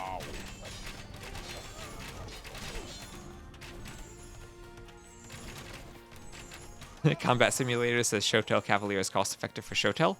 Oh, particularly if they don't have their last upgrades, like the Goths do, right? Do they miss their last armor upgrade? Yep, and there's the GG for TaToH and Villese. Finally, it's been a while, but someone finally takes the game from TaToH. Pretty good save advantage there, but he played that very well, and he is on the scoreboard. Now he just needs to do that 4 more times.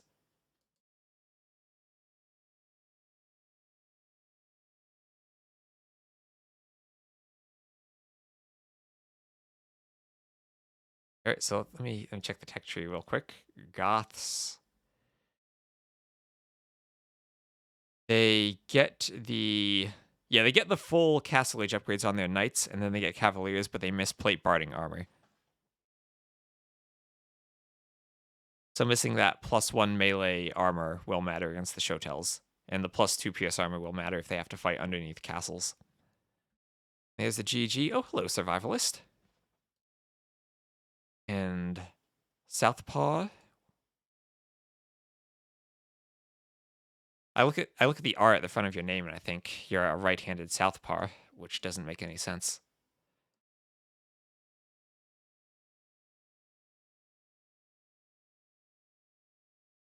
First game. Is that the first one TaToH lost the whole tournament? Let me actually check the bracket real quick.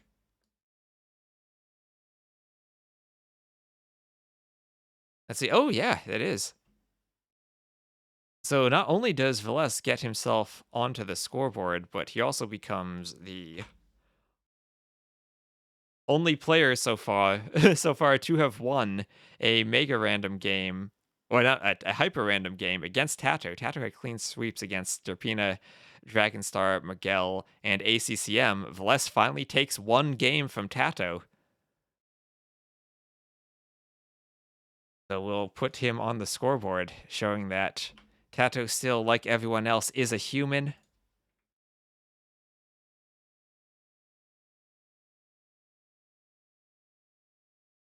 Normal Southpaw was already taken. Let's see, I'll tab back over to that dashboard now. There we are. And we'll get into game number 5.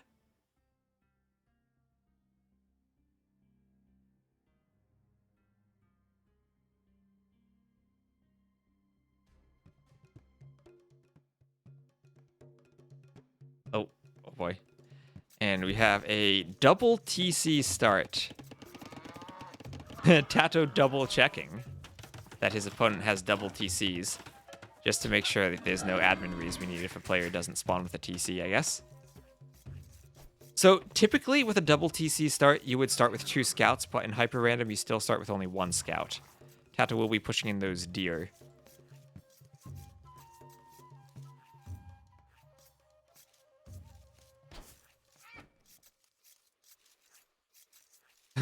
Well, it's not quite a reverse sweep. He took a game before TaToH got to the match point.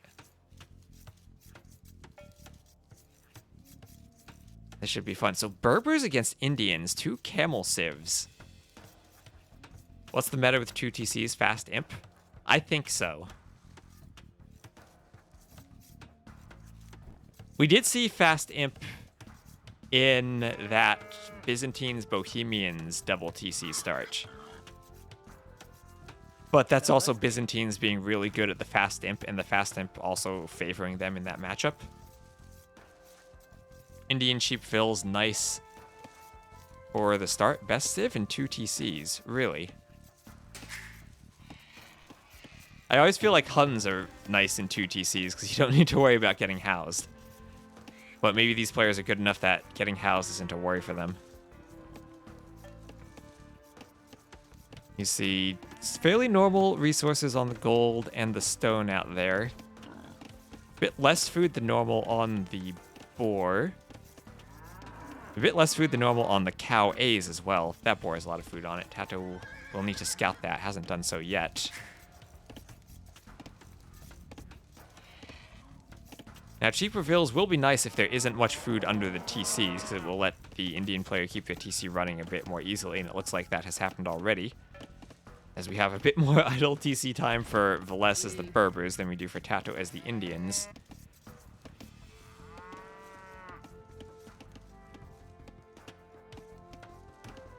There was a tournament with double TC, and Indians were very strong there. Yep, I imagine Indians are good for these settings. I do wonder how they match up with Berbers. I feel like going camels against Berbers might not be the best opening if it does go for a fast imp, just because the cheaper camels will come in before you can do the imp camel upgrades. And you will be missing that last armor upgrade. I wonder how well camel archers would do against Indian camels if they can get amassed to a pretty big number. Cumin, on the other hand, would be sad. I remember back in the day when multiple TCs would spawn multiple villagers if you were the Chinese or the Mayans. So if you played something like Regicide Metropolis, you started with an extra 9 villagers and still had the resources to produce from 3 TCs right away. That was one of my favorite settings, Chinese on Regicide Metropolis. Oh, well, Villese will lose his scout, the double TC, proving too formidable of an obstacle course for the scout to navigate and escape from. Halbram is something Indians should do here. That's definitely a pretty good option for them. And I actually imagine that's what they could do if this does go for the fast Imperial Age.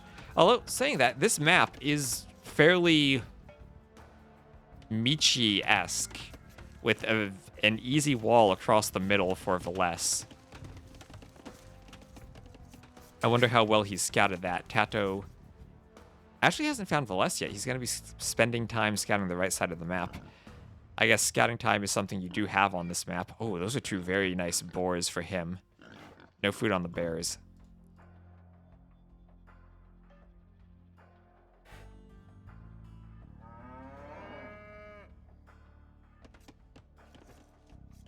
Would humans not allow for a 3rd TC? No, humans with multiple TC starts still are limited only to 2 TCs. I mean, that could be a fun bonus. Multiple TC starts, humans get an extra +1 TC they can make while you're in the feudal age, but as far as I'm aware, it is just a simple limit of 2 TCs. Let's see. Now, Villese has caught up a bit in that TC idle time department. Still down only 2 vills, but I think part of that... Is that loom versus no loom? Nope, both players do have loom.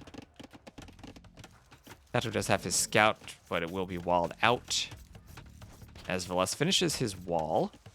And of course, this wall won't really matter if they get to the Imperial Age, but it is nice to have up just to make sure you won't face any shenanigans if TaToH tries something weird. Bonus works like for any other civ. Well, there's no other civ with a 2 TC bonus. Feels like Berbers won't have a great counter to mass camel if it gets there. The middle is pretty vast though, so raids could be a thing. I feel like, at least when the map opens, Berbers could counter camels just by going for their own camels, and should actually have a bit of an advantage in that. At least in the early fights.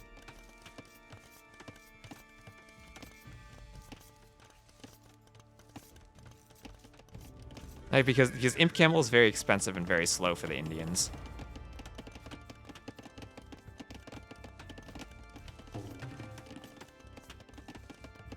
But after the Imp Camels, that's when I think the Berbers struggle.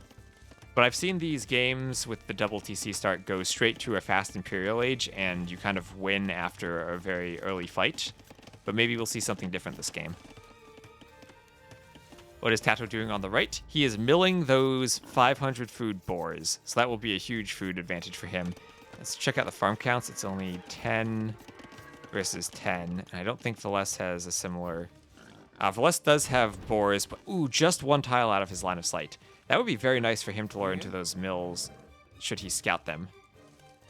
What about camel archer? I mean, camel archers, you need to get a huge mass of them if you're going to fight Imperial camels with them. I think it is a possibility, like, if the game goes late, that the camel archers could be useful. But I think that you kind of get this asymmetric curve of Berbers have the early imp camel advantage, then mid-imp Imperial camel comes in for the Indians, while the Berbers are still trying to amass camel archers. Ellie archer versus camel archer? I guess camel archers have an attack bonus against Ellie archers. Camel archer regen is generally more useful than countering CA.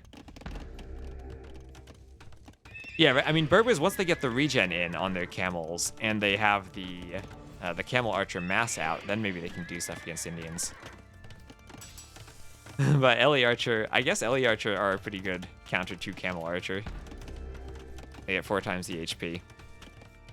But again, that's not an early imp unit. That's more of a deathmatch unit. As long as you get some sweet camel noises, you're happy. Those doom, zombie, and imp noises.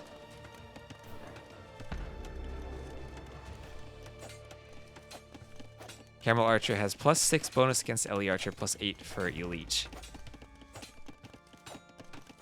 Camel archers destroy elephant archers from watching the Black Forest streams. Oh, really?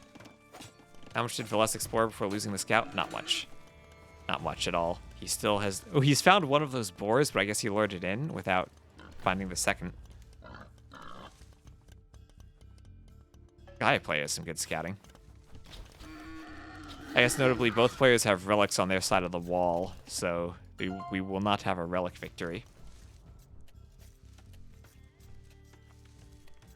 The Ville count's still even. Castle Age time's pretty even for both players. We have the stable for Villese as one of his feudal age buildings. And Villese, impressively, has not actually had to use a market. He just had a very clean build order and clicked up right away. And I guess the same thing can be said for TaToH. He's actually putting in 3 stables, so he's going to be going for... Will this be some Castle Age camel pressure? He's doing the upgrades right now, so this isn't going to be a fast imp. This is going to be Castle Age pressure with the camels. Imagine a HyperRandom map where you get birds that auto-scout. That would be great.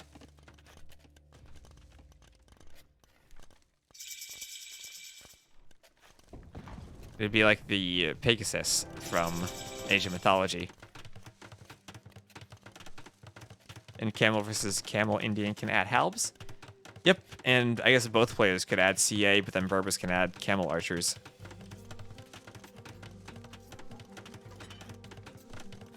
Elephant archers have -2 cav archer armor. Oh, okay. So many elephant archer facts we learned today.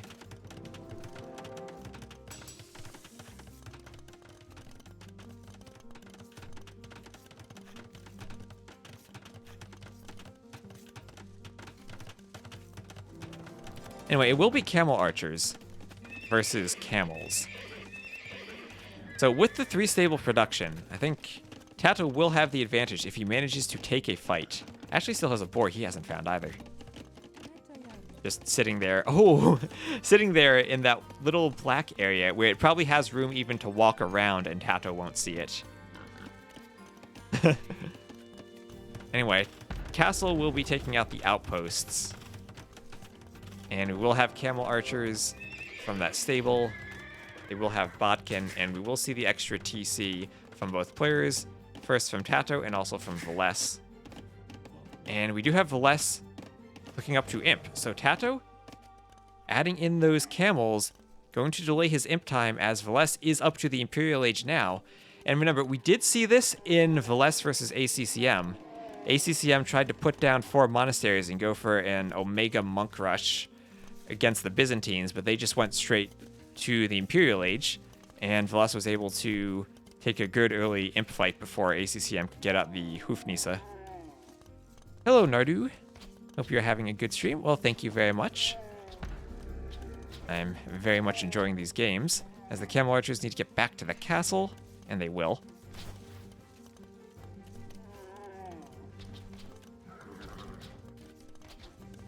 After trying to get out some monks, that will force the camel archers back. Villese does have the stone for another castle, so if he could get up a second castle here, keep his base safe. Oh, he's going for the hill. Okay, I guess that works too. He really just needs the camel archer production.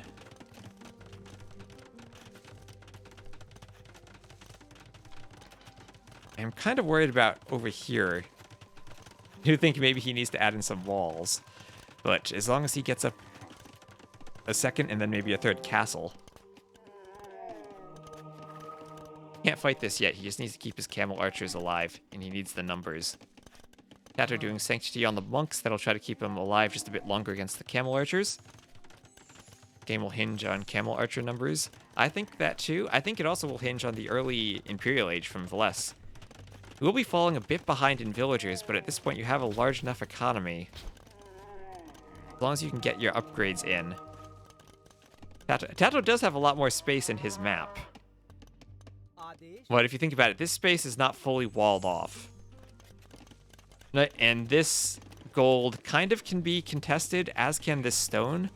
Whereas Villese does, the way the resources spawned, he actually has a gold and a stone. Well, this stone doesn't have much stone in it. But a gold that's very safe and not raidable.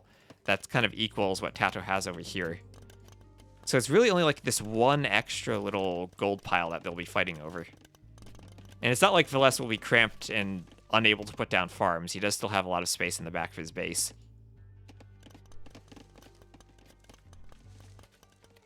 Villese doesn't know about that with no scouting. Well, he is in the Imperial Age. He does have the freedom to go and scout. And I do hope that he is confident that this is walled off. Right? If that were not walled, he would be in trouble. But here come the camel archers. They just need to micro and not get converted. And they're going to pick off monks. They'll get one monk, and they'll get one conversion. And they'll get both monks, actually. He'll lose a camel archer there. But he's probably not upset with that. Hello, hello, Hadio.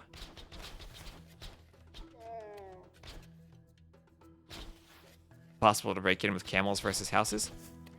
Remember, these are Indian camels, so they would have that attack bonus against buildings, but against just houses, it would be difficult with camel archers that could stand behind. There are these palisades they could break in through rather quickly, but not with the castle there. So now Villese actually finding a little hill to put that castle on in the middle. That'll be very nice for him. TaToH doesn't have second castle age building. Well, he does have a castle. With a castle, you can click up. And he is up to imp. But now just a palisade. With the TCs there, camel archers can't really get in. But I think Villese is taking a pretty good advantage here.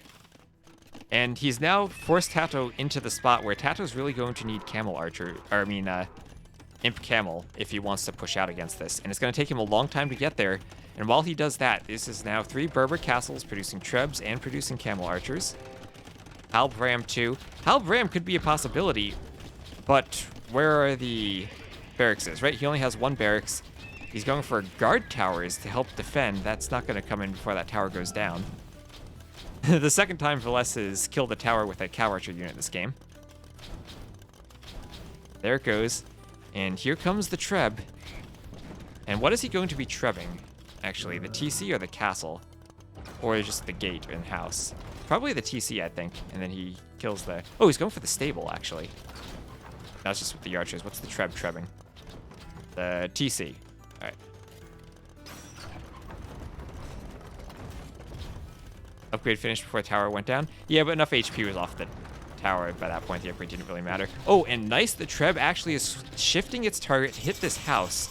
That'll give Villese an avenue to break in. And TaToH needs to react to that by building a TC in the back of his base just so he has a place to garrison the villagers. Now, heavy camel is in. That itself is a slow tech. Conscription, iron casting. Going to have a lot of... Oh, that is a very forward castle from Villese. He's going in for the kill.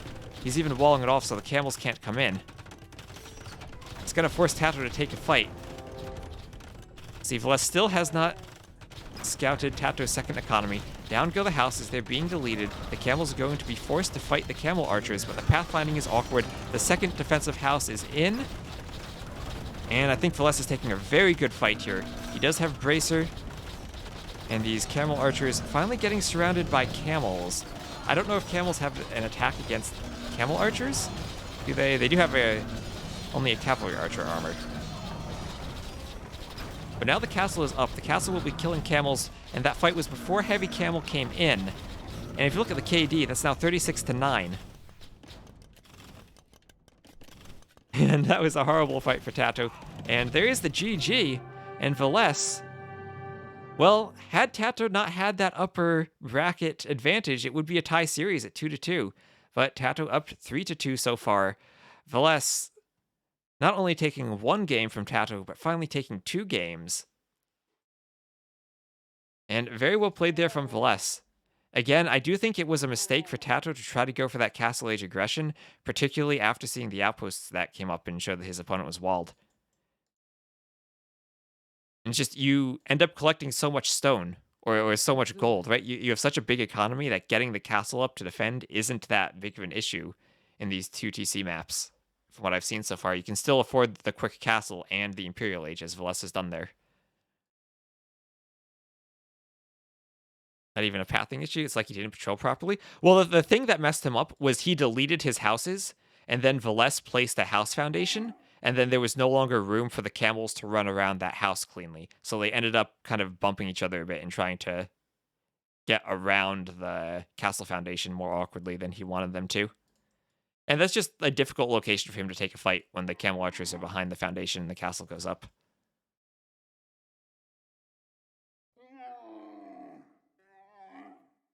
Let's look at those stats there.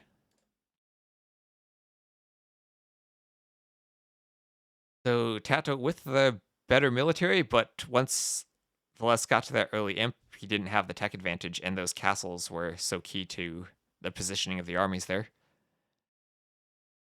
Economy. Let's see, overall, ever so slightly favoring Villese, about 800 more resources collected. You see they were both pretty close throughout most of the game. The early Imperial Age didn't really slow... I feel like the early imp doesn't really slow down your economy when you have such a big economy to begin with.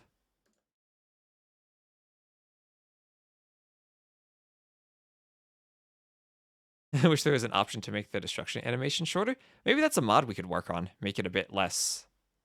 Or just remove it entirely so it's like the original game. I know that there were problems at some points due to the animations that units could not pass through until the animation finished. But I think those were solved. Anyway, Villese now has his second win. He's on his way for a comeback.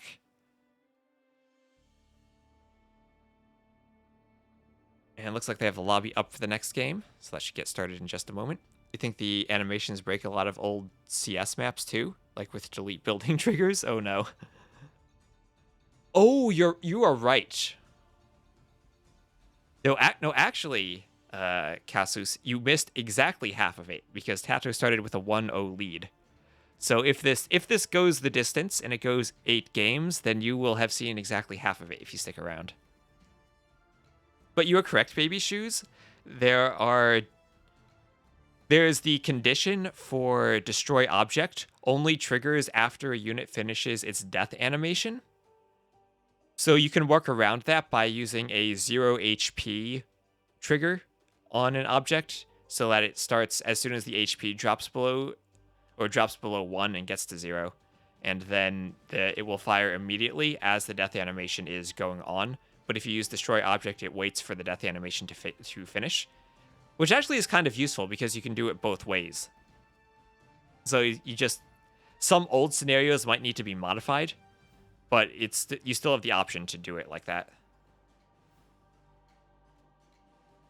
All right, we'll get into this next game. I'm going to grab a hoodie real quick because I'm a bit cold. Isn't this technically a best of 8? Well, it's the first to 5 wins, so we'll call it a best of 9 with a 1-0 advantage to TaToH.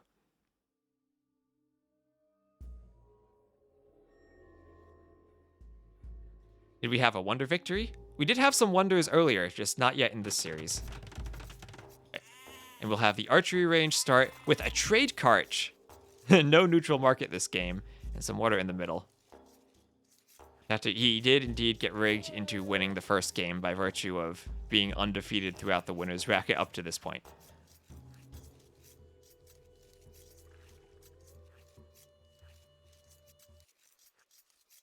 Oh, and TaToH's going to call his restart. He does not like humans versus goths on this map, I guess. Or, I don't know. I don't see if he... Salam. Does he have food under the TC? Looks like he doesn't. Is it a loaded trade cart? It looks loaded. But I don't think you actually can drop off gold from it until your opponent has a market, because then there's no way for the game to calculate how much gold the trade cart should have picked up. And I don't see it carrying any gold. So I think you actually have to task it to a market to pick it up. Not a lot of res on this map. Yep, indeed. Not a lot of wood.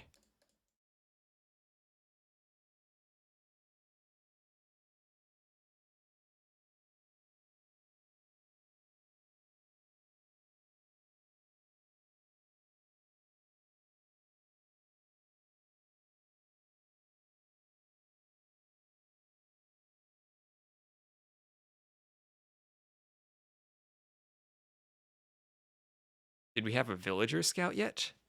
You mean an extra villager? Trade cart with assassins? Oh, that would be a great scout.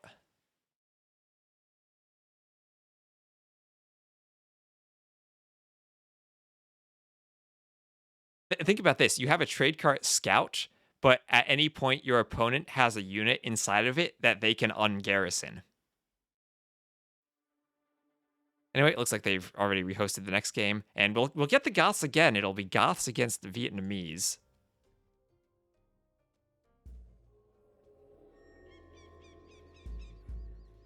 We start with a castle. Okay. Starting with a castle, Goths versus Vietnamese. We get the unfortunate castle blocking the gold start. Rough for Vietnamese. I feel like this is... Oh, wait, look at these wolves. Do they have food? No food on them. Oh, the players also start with transport ships. What? Wait, where's TaToH's transport ship? Oh, well, Villese starts with the transport ship. TaToH does not. He sees the TC there. So this is a bit unfair in that only Villese has the transport ship. I don't know if this would be an admin re or not. But TaToH will need to scout the water, and he will see the water at least now. The strongest scout you saw was the Toktamish Khan, really. The strongest I saw was the mounted samurai. We did see that one game where the mounted samurai had such a low vision that the first player to find the opponent was able to kill a bunch of vills with it, and they just won the game from there. I think there have been a couple of games where the wolves have food on them. Nothing where it was like this and a bunch of wolves in the middle had food. That's what I really want to see. Can the queen die? Yes, the queen can die. It is not regicide. The queen can die and you keep playing. Vilese's transport ship, because the map gave him a transport ship, and it, unfortunately for TaToH, did not give him a transport ship.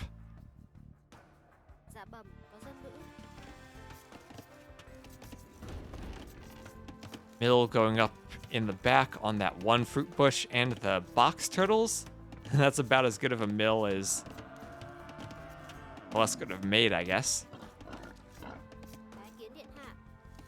It looks like there are 2 relics for each player. Both of Vilese's are kind of forward, both the TaToH's are kind of in the back. TaToH bringing in a boar. You know, if TaToH wants to win this game, maybe he could go for some type of fast castle relic heist. and then try to go for the relic victory. Looks like there's one in the middle too. So if I zoom out and double click, there should be a total of 5 relics. Yep, 5 relics.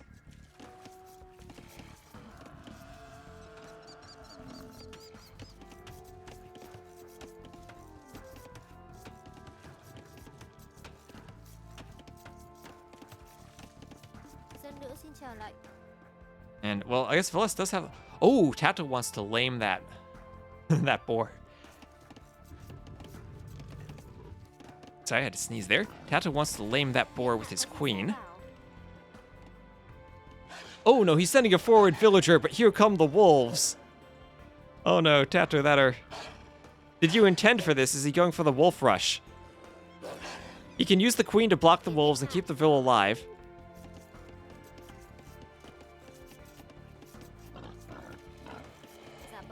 The one thing, at least the instant loom will help out Villese here, but TaToH is going for the wolf rush. He is going to sacrifice that vill to bring all of those wolves into Villese's lumber camp and mill. And Villese has not reacted yet. He's trying to wall in 2 villagers. Yet that palisade actually will be pretty annoying, stopping the vills from running. I think all of them will get back to the TC. He's not going to lose anything, but this will be quite a bit of idle time as now the TC has to take out the wolves.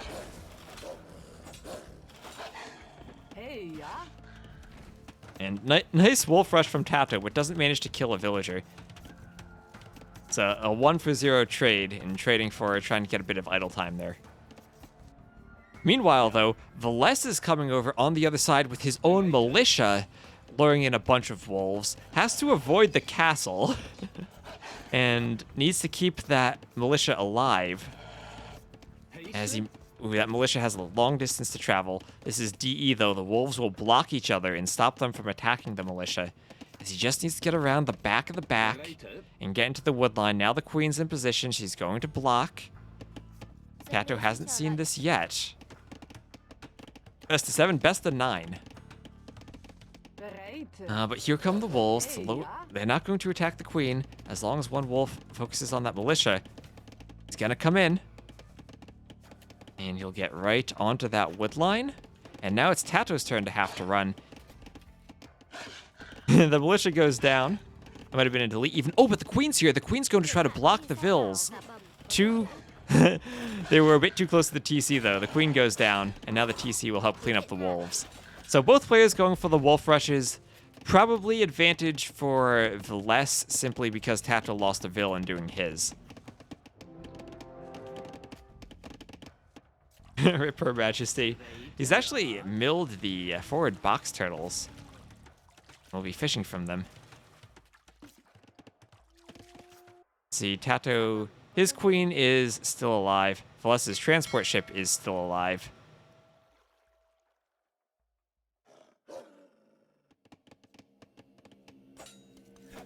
I don't think the transport ship will matter too much throughout the course of the game.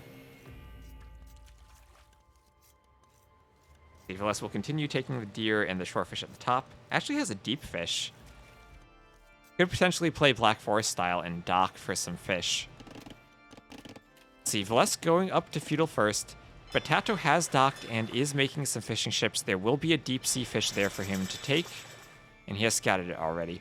So TaToH has done this quite often in this tournament, where he will stay Dark Age a bit longer and add in the fishing ships. And from what I've seen, it has paid off for him every time he has done it, because he was undefeated. Rivalist, did you play this? Died 2-3 in the first or second round? Oh, okay. Maybe we'll have to take a look at those games. We did see T90. He had a fun series with some relic victories. And now Market Blacksmith from Villese, and we'll likely see something similar from TaToH when he eventually clicks up.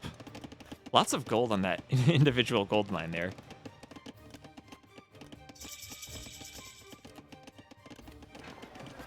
Now the market is up. I guess I'd probably need to downgrade to the old patch to look at them, but that is not a problem to do. There's also lots of hills in the water. They do not affect the fishing ship gathering at all. They are there. The queen, ooh, she will scout that. see the market blacksmith, know what Villese is up to. See TaToH himself putting up the market. Looks like he's a bit short on resources, so he's doing that only with one villager. You can do the blacksmith over here also with one villager. And then try to click up. He has had to add in a good 7 farms. Whereas Villese has not really had to add in too many farms of his own yet. Still taking that boar and doing a good job of taking from those shorefish from the top of the map. It do feel kind of sad versus Goths. This is probably the starting with a castle matchup that Villese would have wanted. And, well, if he does win, that would tie the series. That queen still scouting around the left. Lots of war there. I am, though, surprised that Villese has not gone for a dock. I think I do really like the TaToH fishing ship approach. How much gold on the map? Well, let's see. There's about 600 per tile for 12 tiles under the castle. Is 3 out here. And then not much in the middle of the map, honestly. So it feels kind of like a standard map amount of gold with extra stone. And the extra stone in the middle, no longer guarded by wolves. Looks like the defining difference. Goths will run out of gold quick. Well, if both players run out of gold, then Goths kind of, I think, have the advantage if they get to the Halb War. Oh, the queen is faster than the Huskarl. That guy weighted down in all of his armor. Can't catch up to that speedy queen running about. Imp Skirm versus Halb? I guess that's a possibility. I feel like Goths still kind of overwhelm you with spam, though. If we can get into that gold running out stage, then the Imp Skirm Bombard Cannon play could be nice for the Vietnamese. Wood is not that much. I guess that's true, too. It's not like it's a tiny amount of wood, but... Oh no, the Huskarl is going for another wolf rush. TaToH tries to wall it out. The castle will actually not shoot at the wolves. The Huskarl is actually fast enough to outrun... Can he outrun the charging wolves? I think he can. I think the charging wolf runs at 1. And the Huskarl might be ever so slightly faster. Oh, TaToH had a forward villa got picked off. Okay. Now Villese is just bringing the wolves back to his own base. He's gonna wolf rush himself. You prefer the ranged unit because Vietnamese don't rely on hussars much. I feel like Goth's missing +4 armor against Imp Skirm is what swings it. That is a good point.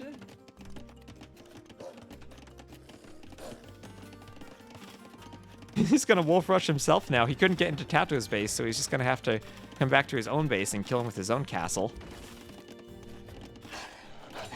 Oh, that villager. Okay, he's not gonna go down.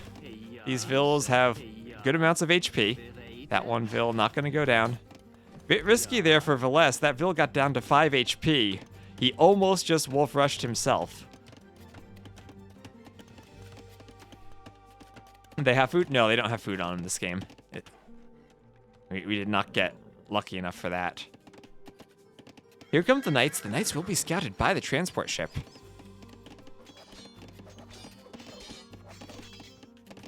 Transport ship will have to run away. TaToH going for the siege workshop, building the siege workshop opposite the side of the castle so he has more area to pressure. Let's see, 1 relic will come in for Villese, so epic relic heist strategy for TaToH, not going to happen. 1 relic in already. Needs to come pick up this one. Relic trying to camouflage itself as part of the blacksmith there. Actually, how did that blacksmith get built so close to the relic? I guess that must just be 1 tile away. Yeah, the blacksmith graphics, fun fact, actually overflow the selection box tile. That can contribute to making it a bit awkward to see holes in walls next to blacksmiths. Wonder if TaToH thinks Villese has a dock because of that transport ship? He might. That's a good point. It's also kind of weird that you don't really need a transport ship here. But it would contribute to how TaToH walled his map, right? Because he didn't leave a space for... Actually, Actually, could a transport ship sail through here and get all the way into the back of TaToH's base? Right, like over here, that's landlocked. Over here, this looks like it's probably landlocked. Over here, probably, yeah, definitely there.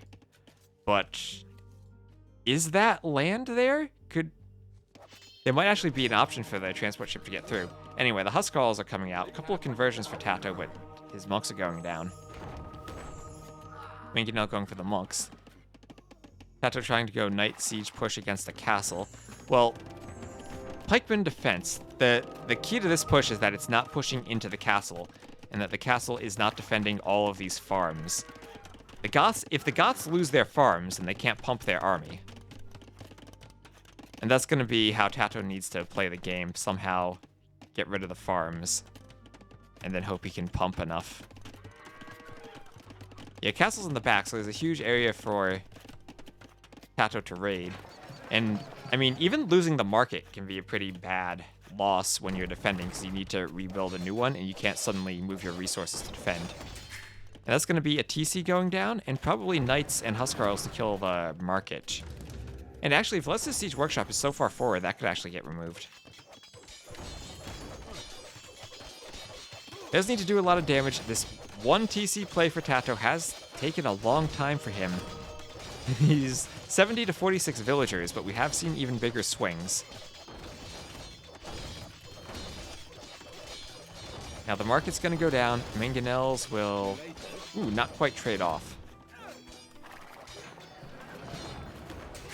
That was actually a very, very nice Mangonel there from Villese.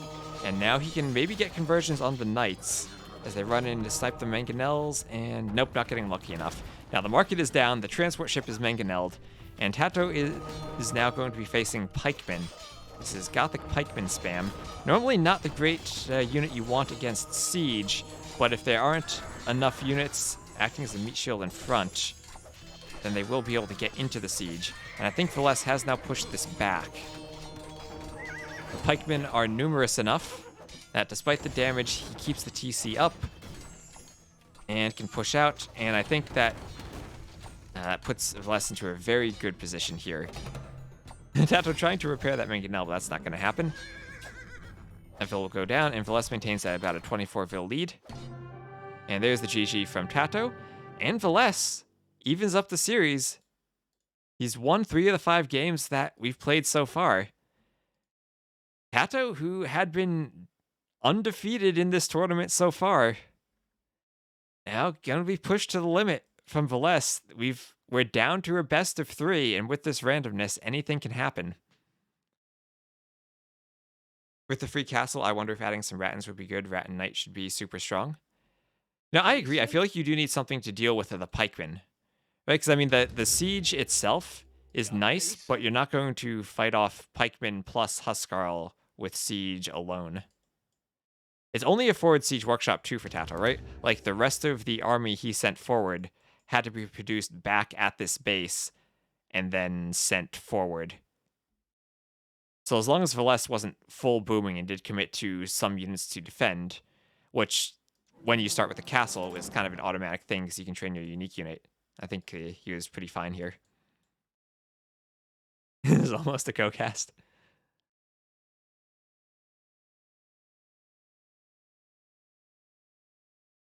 Well, 3 wins in a row for Villese. I think also 3 nice civ advantages for him as well. So he used those very well. And TaToH, as I think we were talking about, I think that maybe this wasn't the right option. Maybe Vietnamese actually had more late game options than TaToH thought. I think TaToH and Villese, the way they played this game, they were both kind of thinking that the Goths would have the advantage if they're able to boom a bit. But with the advantage of chat being able to see the entire map, maybe y'all had better ideas than TaToH did there. Just look at the stats there. I think it's pretty clear. KD was even, but Villese had an economy behind that. He was up just a bit faster too. So the extra dock not actually being able to pay off for TaToH in that situation there. He's too distracted by the transport. Anyway, Villese ties things up. That'll just have to be an admin because of the transport that totally impacted the game, right? Wonder if we see a wonder victory next. Well, if we wonder enough about wonders, maybe we'll see one.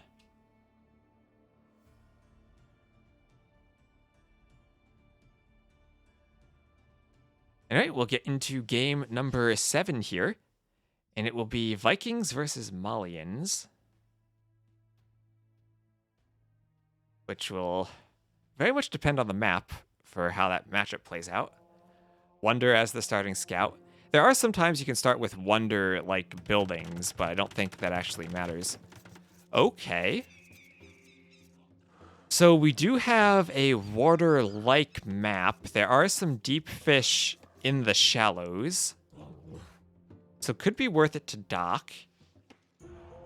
Well, as you said, if this is a map where one player wins the water but can't push into the land, then that could be a wonder situation. You want to see wolf with food? Well, bears don't have food this time, unfortunately. We'll have some straggler tree chopping from TaToH, who looks like he might have struggled to find a woodline. Started with a merchant as a scout. I don't think this guy actually can do anything. He's just a scout. You can drop castle to secure passage. Well, a bit harder than normal here because of all the shallows on the edges of the map. This isn't quite Highlands where there's one passage. There are multiple shallows that you would need to control. And you also can get your ships all the way around the back of the back. Except if the other one has galleon. Merchant should have been able to build a market. That would be cool. Or maybe he could work as a trade cart and actually gather gold from a market. Let's see. A bit more food than normal on that javelina.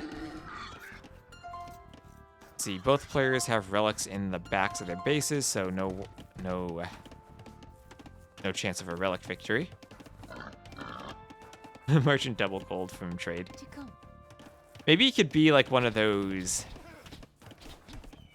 Age of Mythology Egyptian pharaohs, where if he empowers your market, it'll create the trade carts more quickly. Or give you more gold with the trade carts return gold to it. Super useful for a 1v1, but other than his 7 line of sight, there's not much that he's going to be contributing to the game.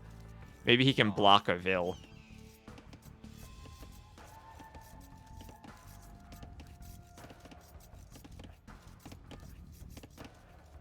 You mean Chinese Imperial officer? No, I mean Egyptian pharaoh.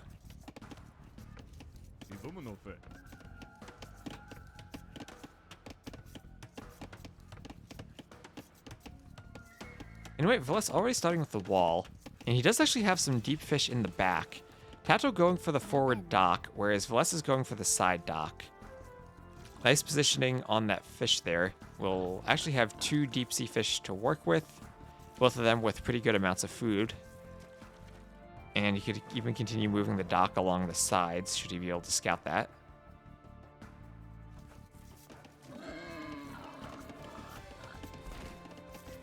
Cool thing, he has Civ-specific skins. Oh, really? Take a look once that boar gets in. So, okay, we'll take a look. Oh yeah, that is the Malian merchant compared to the Viking merchant, and they do have Civ-specific skins. I guess those must have been added in when they did the trade cart upgrade. I mean, update. That's how Age of Empires works. They don't update the game. They research technologies and upgrade the game. But once again, we see both players going for Loom. They'll be pretty similarly timed as they head up to feudal. Villese with a 1 villager lead. I think that's probably due to the extra fishing ship that TaToH just produced to even it up. And TaToH a bit closer. Let's see. Villese doesn't quite have the food to click up. We'll see the idle time starting to click up. TaToH idling as well.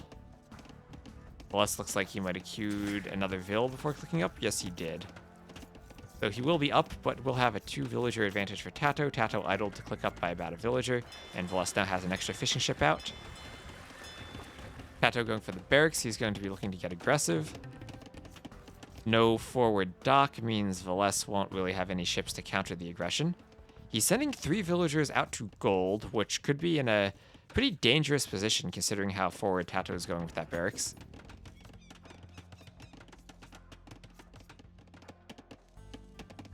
Ho? He's just wandering quite perilously close to that lumber camp. He will see that. Ooh, he will not see the barracks? He will see the barracks, okay. He does see it. TaToH, those houses right there are actually kind of cute because if for a normal scout in the Dark Age, that they wouldn't have had the line of sight to have seen the barracks from the opposite of that tree line. But now it comes about, it sees the barracks, it sees the forward vills, it sees the 4 forward vills and militia.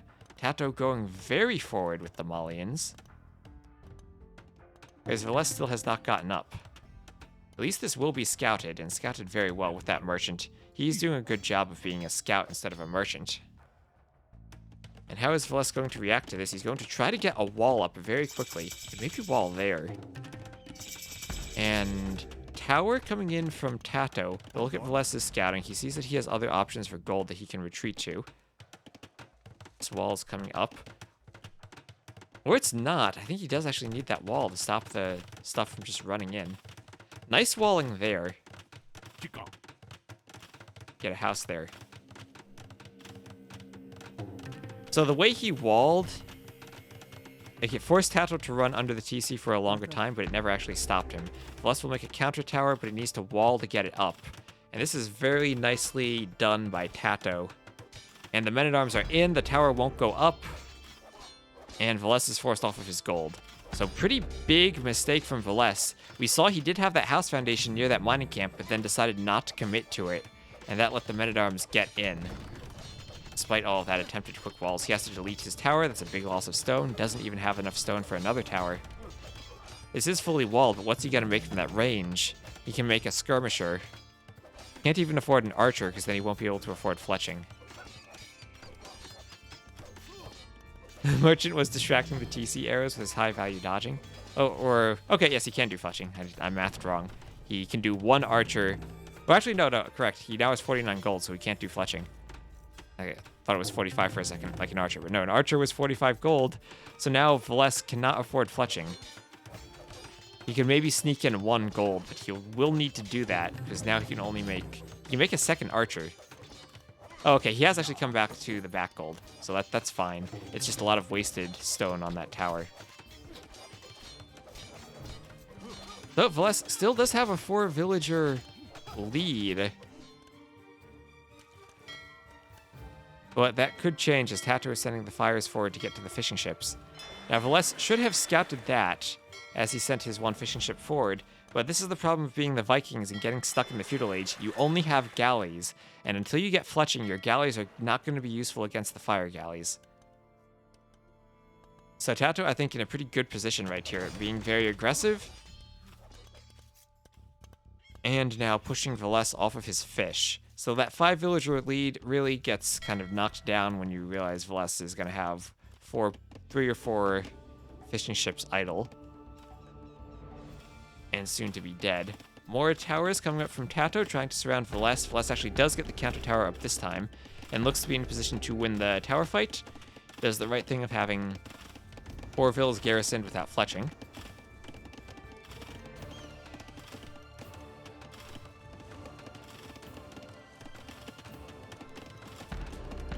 Oh, like for a free-for-all, like put the merchant next to a market, and then your opponent can't delete it to stop you from trading with it.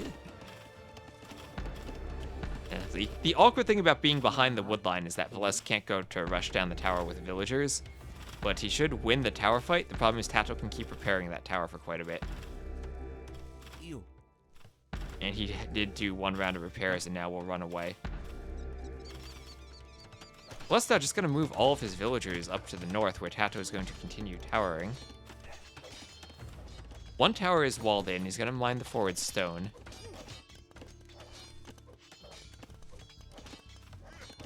That's a lot of idle time for Villese as he has to run those villagers away. PC idle time for TaToH is increasing a bit, though, as Villese actually has gotten archers into the back of TaToH's base, has forced him away from his berries, and those 2 archers now with fletching Na bene. will be pretty distracting. TaToH will have to get a skirm to deal with them, but it looks like TaToH is housed now. Being housed right now is really bad because he can't get that defensive skirm out. He has 1 skirm, and that will be enough to force the archers away, but no fletching yet, so the archers can... They could try to dance about that skirm if they wanted to.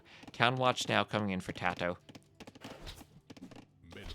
And still no fletching, so that's what the archers are going to do. They can dance outside of the skirm's range and shoot back at it. Fire ship coming over, but here come more archers. That one skirm is super important for TaToH just to keep those archers off of the wood line. They should be able to take out the men-at-arms. So Villese, despite that disastrous start on his gold, still is in the game. And one thing he could consider doing is trying to snipe off the fishing ships with the archers. He does get all the men-at-arms. And that's kind of the problem on maps like this. If your fishing ships need to drop off at the dock, you can camp the dock and snipe the fish. And now TaToH has to do a lot of running. And all of those forward towers means he doesn't have anything defending his base. He needs those skirmishers out, finally has a third. Losing that 1 skirmisher there actually hurts quite a bit. He'll lose a villager there, has to send all the villagers to try to fight. Those 3 archers just running about, trying to be as annoying as they can. Just lose the villas and you aren't housed anymore. And what's this? They can retreat to a galley. Galley can help kill the skirms. See, I don't believe the skirms have any extra bonus damage against the galley. No. Only against the archers. But the fire galley will force the galley back and kill it quite rapidly. So now TaToH has stabilized. Villese has stabilized despite that walled-in tower. TaToH will try to add in more towers, just trying to do TaToH things, trying to be annoying, but he is down pretty far in villagers. Despite having the fish, he had to idle his TC quite a long time. Those early men-at-arms did cost quite a bit of food that could have been villagers.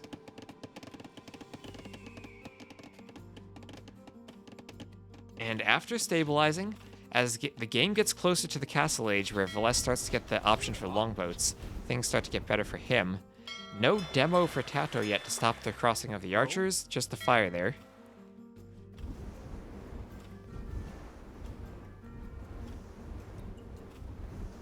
And the merchant going to tank that fire galley fire. I don't think he has much in the way of armor classes, so this might be like a situation where that does only 1 damage. I don't know why he's just going to lose the merchant, though, but... Alright. Villese lost the merchant, as he was probably trying to micro the archers down here. And now the problem is, the archers are having to micro under the tower. Nice use of the skirmishers there to trap them. Great positioning by TaToH. And Villese should lose all 3 of them if TaToH does this well. 2 are on very low HP, and they all go down. Problem for TaToH, though, is he's not only is he down in vills, but his opponent is up to the Castle Age. He's about a third of the way there. TaToH does have the water control, and I love how he's docked down here just to take more fish and to continue being annoying, but he needs to get himself clicked up. Getting there almost has the food he needs, but just look at that difference in idle time. That raid taking TaToH off of the berries really ended up hurting him, I think. Now he's up, but it's about a 90-second difference. And, but at the same time, Villese now has to build a tower on his northern gold. That's his only gold remaining. He really needs to defend it. And now it's Villese's turn to have skirms running around the back of his base. He's going to put up a stable, but still's going to be 30 seconds before he can even start producing a knight. And with the armor, the knight will probably be able to clean this up. It's just 2 archers and a few skirms.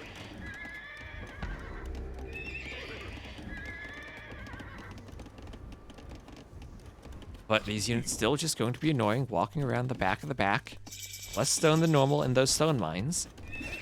And immediately there is the knight, as we also see crossbow and bodkin.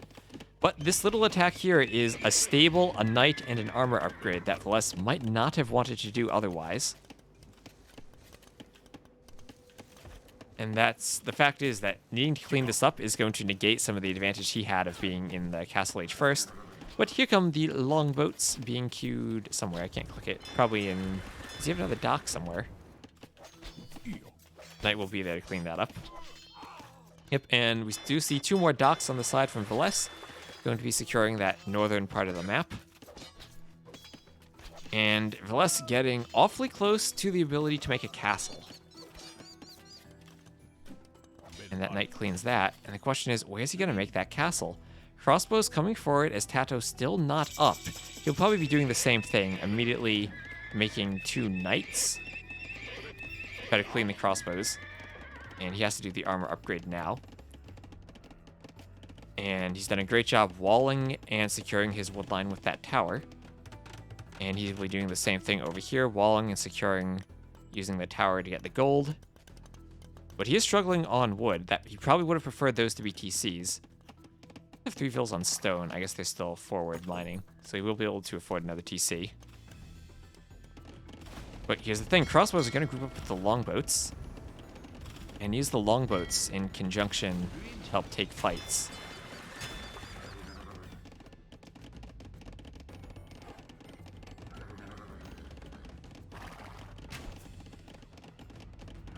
Knights are going to swoop in.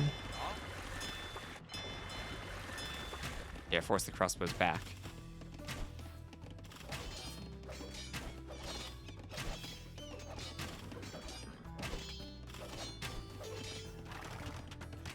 And now here's a castle. That castle will destroy that tower, secure the golds. Another TC securing the golds as well. Knights, starting to lag, will not get in time to stop the castle. Malians will struggle versus Berserk. Malians can make Gebettos versus Berserks. Like, I think late game, the struggle for Malians will be on the water because they do not get Racer. And they're going to be facing longboats. Right, the thing that will not be a struggle is on the land, because they can do bombard cannons and they can do Gebettos and they can do siege onagers. So like they have really good tools for dealing with Vikings. And even they can go for their champions to push back against Vikings if they try to go Arbs. Or even just add in pikemen to tank some Arbalest fire. Now a skirmisher and a few knights are going to trap these crossbows. Malian siege onager versus longboat. Ooh, we could see some big siege onager splashes against longboats. You are right, they do group up very tightly.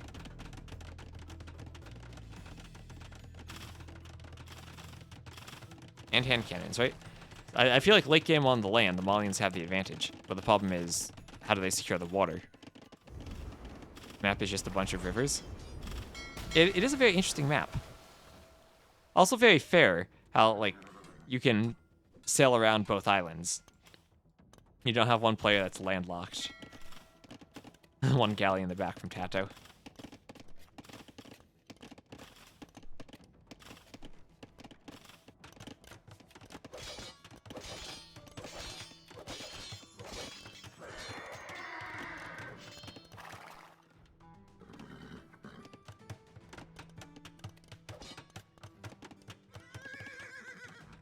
Well, nothing really getting pushed onto each other's islands so far. Villese with a Vill lead.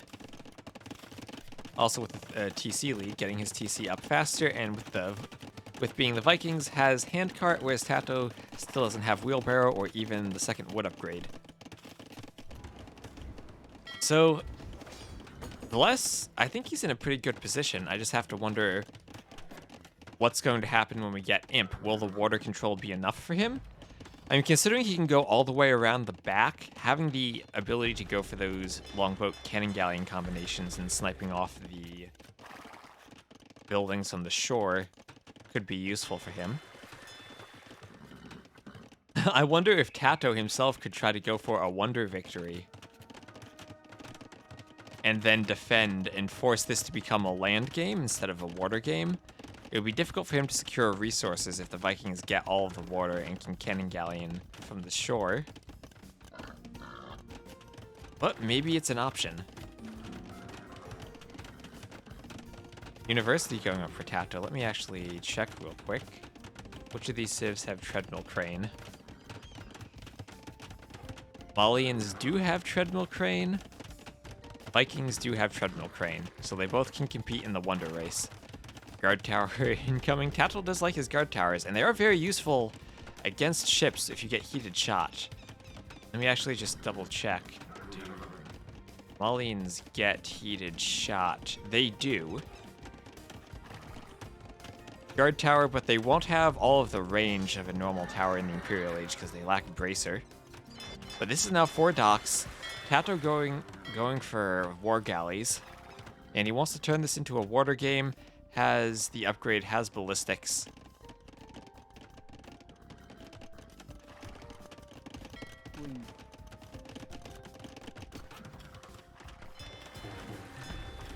And tower fight at the bottom still going on. Villese will, of course, see this upgrade because he'll see this war galley fighting at the back of his base.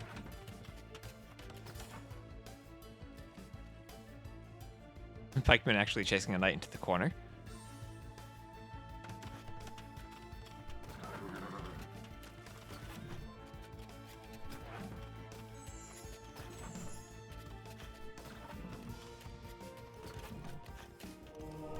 And the monks now are going to try to get a couple conversions, force TaToH's knights away. And this is what TaToH's going to use his navy to do. He's going to secure this forward position on Villese's island. With that, he can pressure a TC, he can pressure these 2 forward golds, he can take control of this gold. And I think TaToH's plan here is just control enough of this island that he can force Villese off of gold. Remember, early on, Villese had to go and mine that gold in the back. That's going to be running out soon.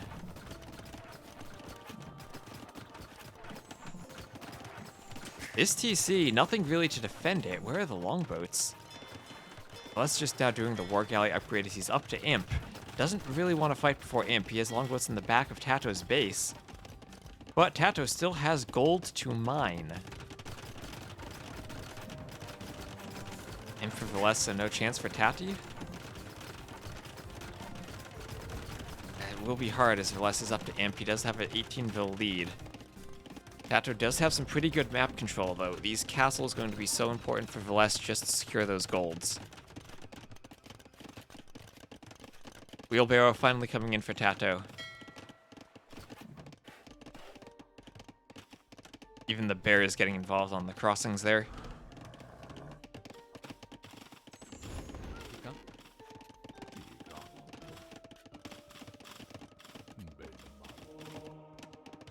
Just crush navy with imp upgrades and get cannon galleons. That is probably Villese's plan.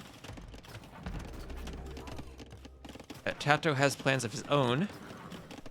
Pikemen out from Villese. We know he knows how to use them.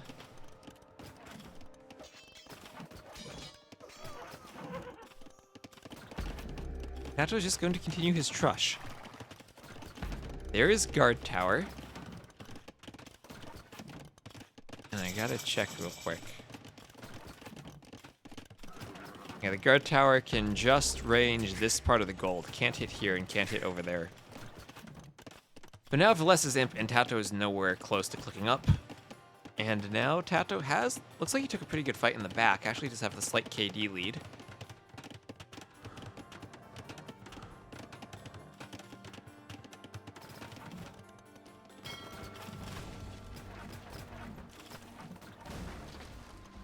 Villese needs to amass his navy in the back, doing galleons, actually.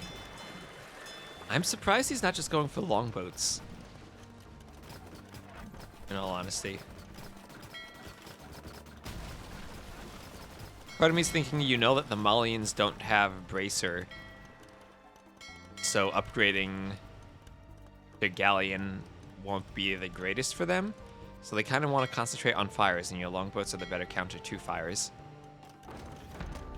He's going to continue guard towering his coast.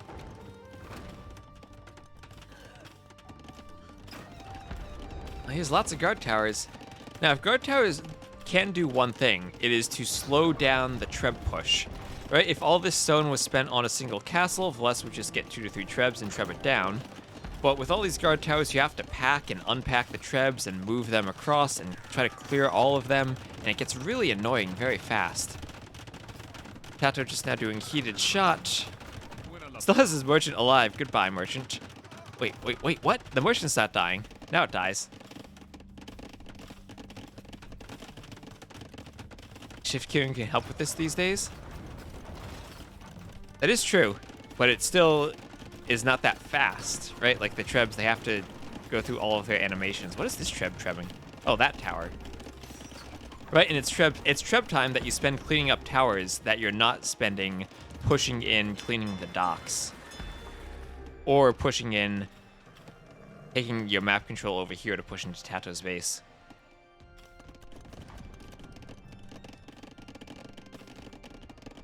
The towers are going down, but this is buying TaToH a few minutes, and with that time, he is able to click up to Imp. The castle doing this job, killing that tower there.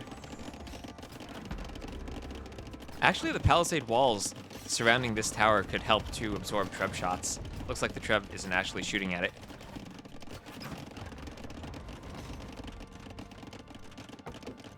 TaToH's forward lumber camp could go down. I'll have to run those vills. And well, TaToH's done what he wanted. He's bought himself time to get Imp. He has towers defending his coastline. Just don't know what he's going to do with his Imp.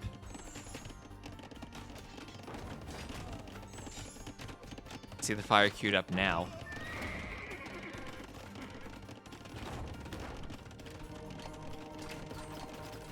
Cannon galleons coming. Cannon galleons will be important. Whoever can get them out.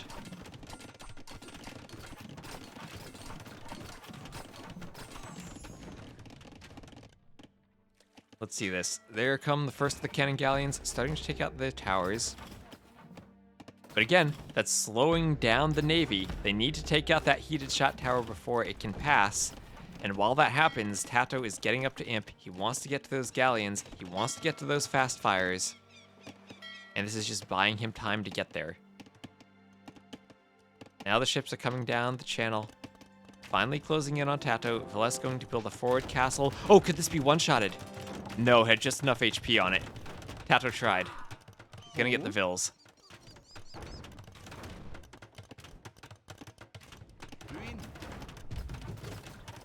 Keep the mangonel alive with his navy, actually. And the mangonel can actually be pretty annoying against that castle. But immediately we have fast fire. And I don't know if galleon needs to come in immediately too. Villese is always pumping trebs and bombard cannon galleons like a madman. That he will be doing. Could the mangonel actually kill a treb? No, it'll get away. Now fast fire needs to come in for TaToH, but with that castle there, it's going to make fighting here so much more awkward for him.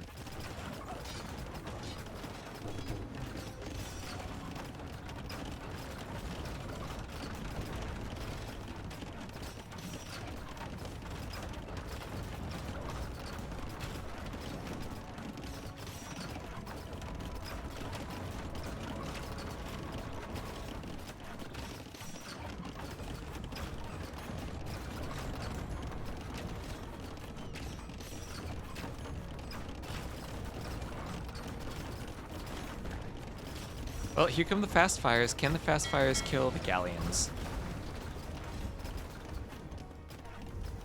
TaToH loses the docks. Starting to push this back a bit. And the same thing at the top. The fast fire is pushing in there. This is what confuses me about the galleon choice from Villese. Had those been longboats, they'd be doing much better against the fire ships. Now he's trying to dock the front. But while he's doing that, these war galleys actually can start working on the trebs. Villese is there to repair.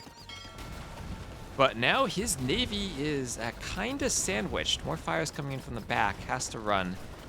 TaToH's just losing ships to those castles left and right, though. Look at the KD. That is definitely in favor of Villese. But here's the problem. Vikings don't get fire ships. Right? Oh, here comes a heavy demo. It's full demos now from Villese. That will be bad. Not if you kill only one fire ship, though. Not the most value from them.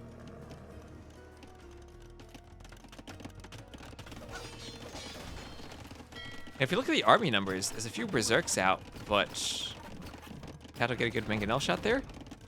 No, he missed. is now going to be guard tower defense inside of TaToH's base. Building archery ranges of his own, probably for hand cannoneers to deal with berserks.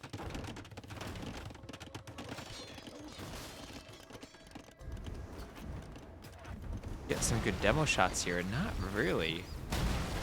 Finally a couple fires going down, but I think TaToH doing about as well as he can with pure fires.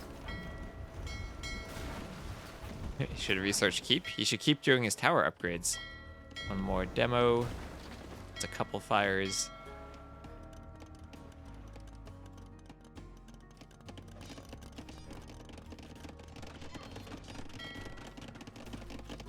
Let's see, the berserks will be cleaned up by the town center. Only have 5 pierce armor, so these arrows do quite a bit of damage to them.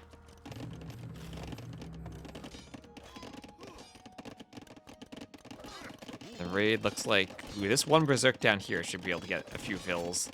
Unless the tower can take him out. The sheeps are fighting with the ships. And meanwhile, while that raid's going on, the sheeps are going forward for TaToH to... or the pigs to get to the other docks there. TaToH trying to be annoying with his war galleys down there. Still hasn't done galleon. Still has a few berserks running about. Has a conversion now on one of them. And he's not really being too annoying. Killing a few vills here and there.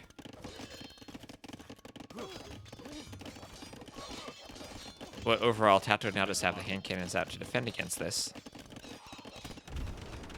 We are in a stalemate with 2 cannon galleons for TaToH. He wants to take out that castle, but he's going to need to find a way to do it with the cannon galleons. Those are 2 castles coming forward for Villese. Castle has to go back onto the land for TaToH, but the berserks are there. Now the berserks are going to be annoying. TaToH trying to build a castle there, but that's going to be denied by the berserks. And I think with this, now there's enough castles here. This like insane berserk production from Villese. That's 6 castles.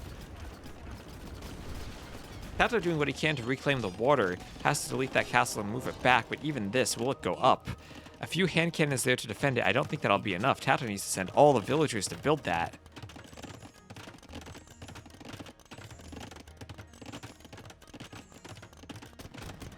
Will Villese go there to deny it? I think he will. Splits up the berserks a bit, and yeah, denies that castle too. And 2 denied castles probably spells the end of TaToH.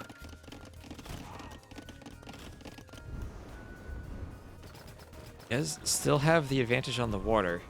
The demo ship play is not quite pulling the weight I think Villese would have hoped from it. The problem is now Maulians need a way to deal with berserks, and if the hand cannon numbers are not high, the berserks will win. But these are being cleaned up. That converted berserk still doing work. But now the push is coming in. It is TaToH who has lost control of his crossings. So Villese can push in, keep those trebs safely on the hill, and take out that castle. Oh, demo there. Capture Age having trouble with those demos, but all those ships just getting cleaned up by a few demos. TaToH continuing to push it on the bottom, but you have to worry about his eco. Can he get enough hand cannoneers out to defend this? No, he cannot. There's the GG. And Villese, after going down 3-0, has come back. TaToH will need to win 2 games in a row if he wants to win this grand finals. Those stats there. Plus with the KD, with the better overall economy. Let's look at all the extra food he collected. That's that Vikings economy kicking in. And that huge difference in imp timing.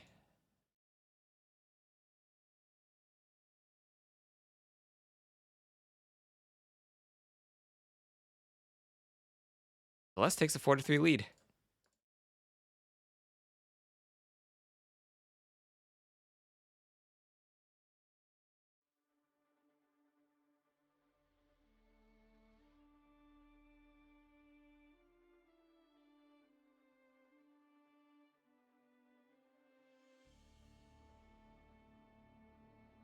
And, well, oh, John Slow, thank you for the raid. I don't know if you're watching this too, but we just have Villese taking a 4-3 lead against TaToH. in this best of 9 finals.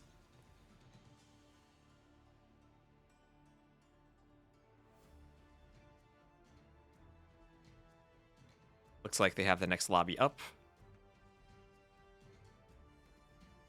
Tara just has stuff to do. Well, good luck doing that stuff.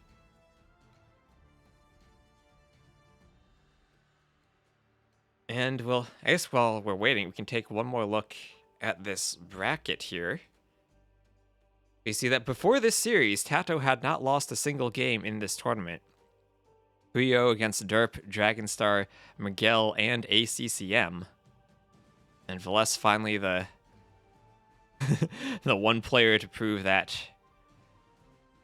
TaToH is human. He's making him bleed a bit in these finals. You don't like the winner-loser bracket system? I like that you get to play different players, and that even if you lose, you still have more matchups and chances to redeem yourself. But it always does get awkward when you get to the finals.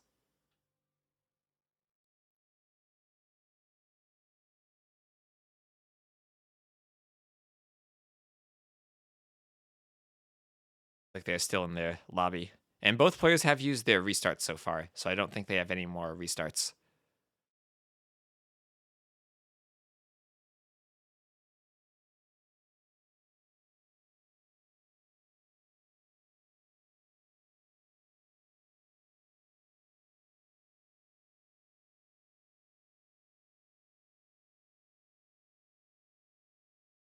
Oh, welcome everyone from John Slow's stream. And let's see, it looks like they're still setting up their lobbies.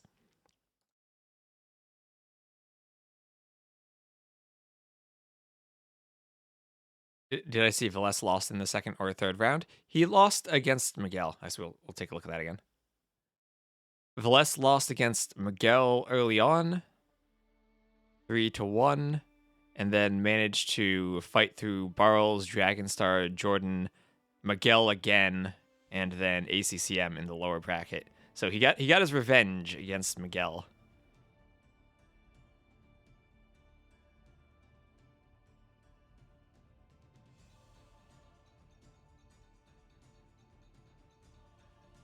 Yeah, and Villese did lose the first 3 games, but then has now, or the first 2 games, because TaToH had the winner's bracket advantage, but now he has won 4 in a row.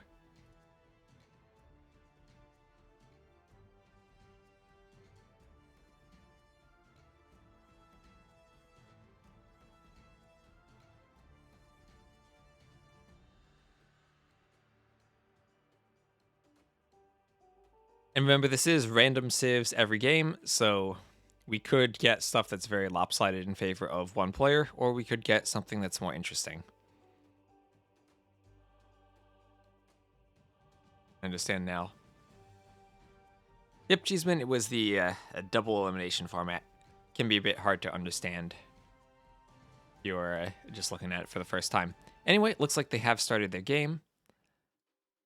So let's hop on over to that.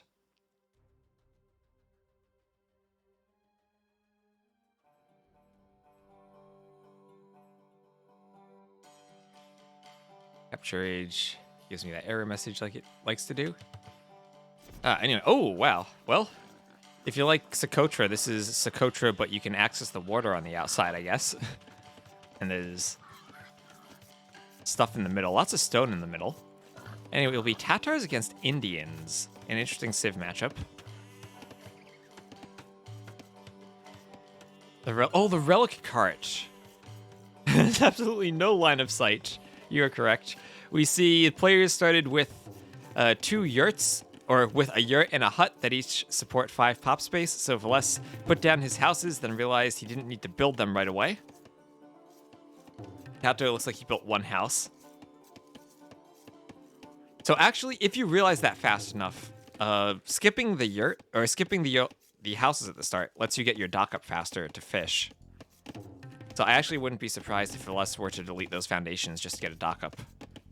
Or, well, I guess I would be surprised now, because he has sent 5 to wood and is chopping wood to get a dock, but Earlier on, that might have been something he could have thought about. Ooh, actually missed scouting the boar because of the relic cart. Now, here's a question. Are relic carts captured? Because when you use them in scenarios, normally they are like the artifacts from Age 1, that they get captured if you have an enemy unit near them. Can you use that relic cart in your monastery? I don't think so. This is just a scout. Can you even see the water? Oh, that is a good point. You might not see the water until it's too late.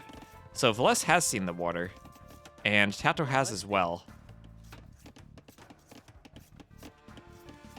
Yeah, they might just be experienced enough with this map that they know they need to scout the outsides for water. TaToH actually, his dock is horrible though. He has no fish next to it. That is very unfortunate for him. Normally there's more fish in the corners and you want to dock the corners, but he's going to have to explore a bit and take some very far fish. He just has that one shorefish next to it. Villese, meanwhile, has a much better dock. He's going to have closer fish, and he's actually going to be able to see the fish when he makes the ship right at the start. The coach should have access to water. That would kind of defeat the purpose of the laming if you could still fish.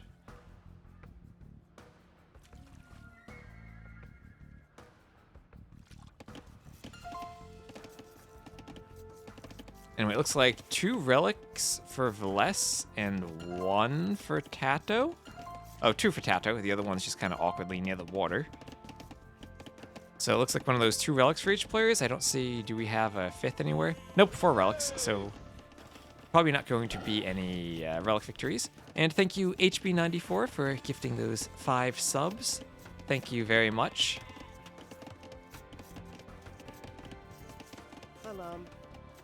And more food than normal on the berries. Villese actually going to take the berries, not focusing fully on the fish. TaToH, meanwhile, has to sail his fishing ships very far away. But welcome everyone to the Baltic Fleet.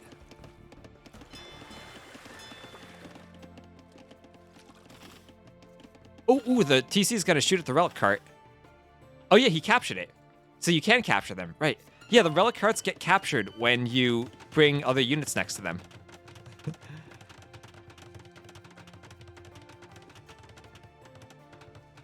Gamepedia says if relic cart dies, it spawns a normal relic.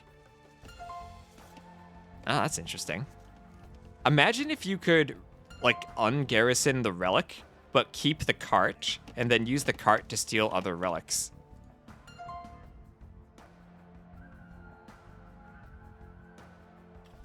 Socotra with water, but no fish would lead to Malay fish booms, like Viper? I guess so.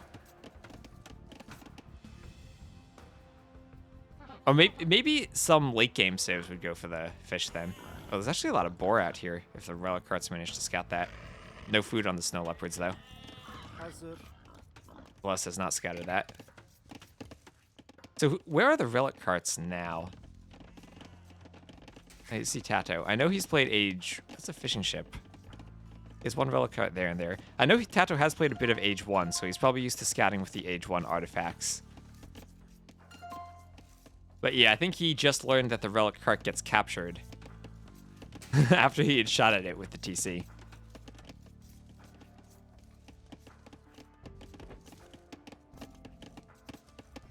This game where he tries to fish boom on C notes. Well, TaToH's going to send his scouts forward. And then Villese will capture them. Oh, I think can you see them in the fog of war? Oh, you can see them in the fog of war, so you know where to send your vills to capture them. Either get repaired or healed. Don't know.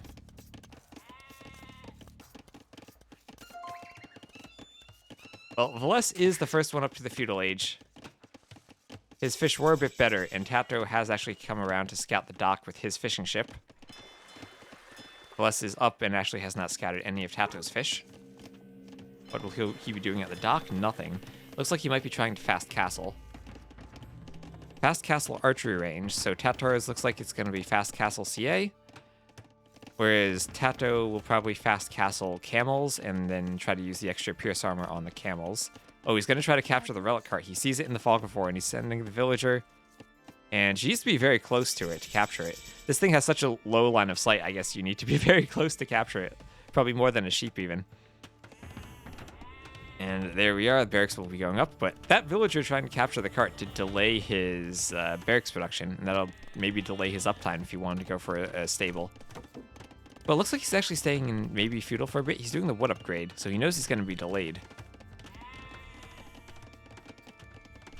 Leaving camels for the win. Well, really hard to scout the boars when you have a relic cart. Did he miss them? Looks like TaToH has at least seen them over there. Villese hasn't. Stone gate, but palisade walls. Why? Maybe just because palisade gates are very flimsy. And he wants to be not broken into that fast. And he can just long distance mine 30 stone if he wants to get a second TC. And he's housed, going to immediately build the house, but doesn't quite have the food he wants. That unfortunate dock location is really hurting his food income. It's like the what a weird scout unit. Palisade gates have only 2 pierce armor. Yep, compared to the 6 from gates. So they are much flimsier. Right, and that's compared to the 5 from palisade walls. So if you get a good number of archers or cav archers, then you can break in. Spear goes down. See some fire galley fights at the north. Who's going to win this? They might both go down, actually. Fire galleys can kill each other. Oh, yep, they do both go down. That's projectile units. If they shoot at each other, they can kill each other, so both players lose their fires there. And we will now have Villese up to castle, but TaToH with a fire in the fish.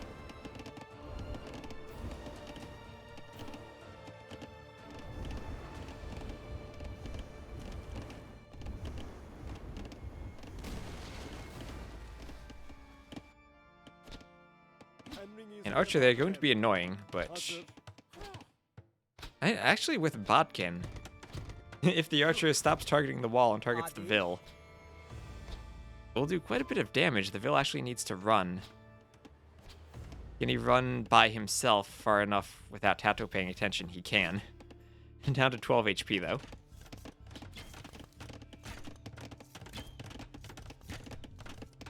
Here come the cav archers. TaToH putting up the tower. And that tower is just to protect the stone so we can mine some stone.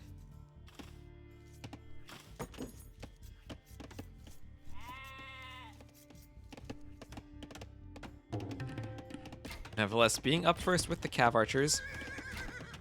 Now, TaToHs, they do have their hill advantage. They do have their free thumb ring. Indian camels do have 1 extra pierce armor. So, it's an interesting matchup for sure. The university and monastery for TaToH. Is he going straight to imp? He can't on this economy. What's the university for? He doesn't have any stuff to research. Is he doing a university for guard towers? Is he going to go guard tower monk? That might be what he's doing.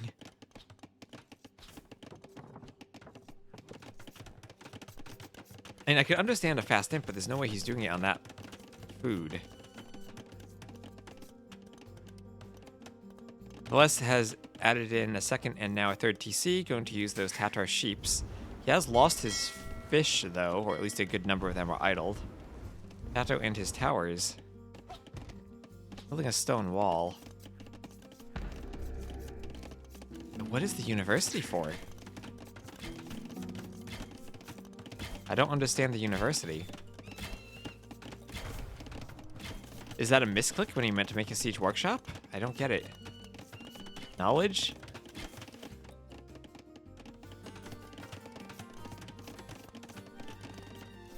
Like, I can understand making a university, but cost of college is going up these days, and TaToH doesn't have the economy to send his students to school.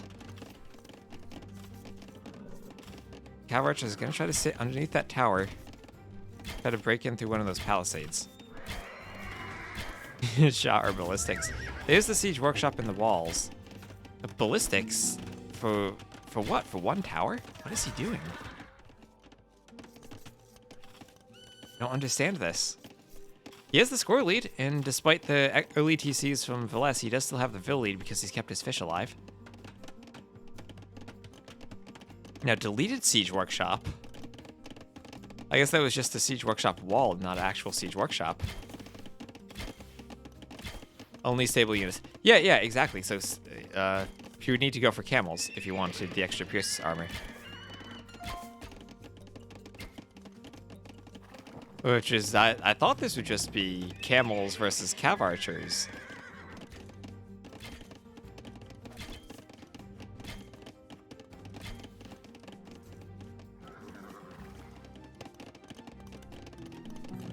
But here come the archery ranges, and TaToH wants to make cav archers of his own. I guess the university was just in preparation for his own cav archers, and he'll be going Indian cav archers against Tatar cav archers. Let me check the tech tree real quick. I want to see the upgrades. Do they both get fully upgraded cav archers? Indians, they do get thumb ring and Parthian, and they do get the full blacksmith. And the same thing for TaToHs. Yeah, full blacksmith. They get thumb ring and Parthian, but then they also have a unique tech, silk armor, that gives them +1 normal and +1 pierce armor.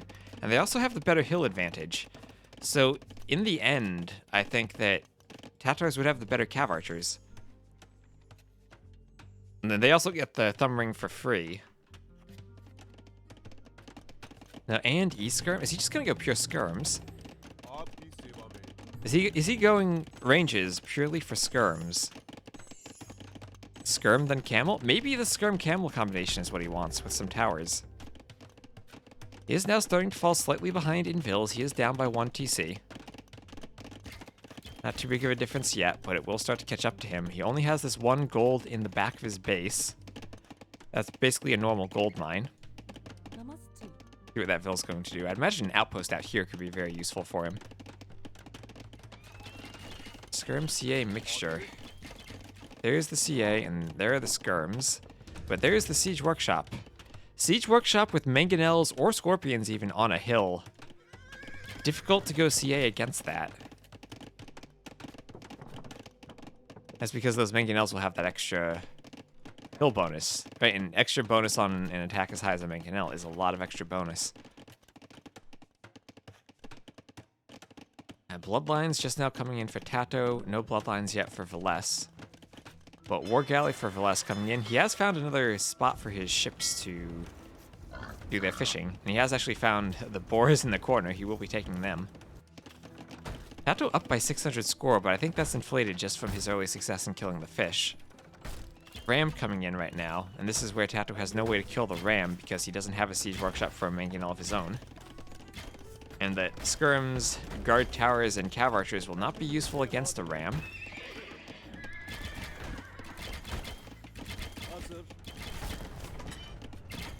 And now the skirms are fighting against the CA. Ram opening is nice to kill the stable, but it will delay the mangonel transition.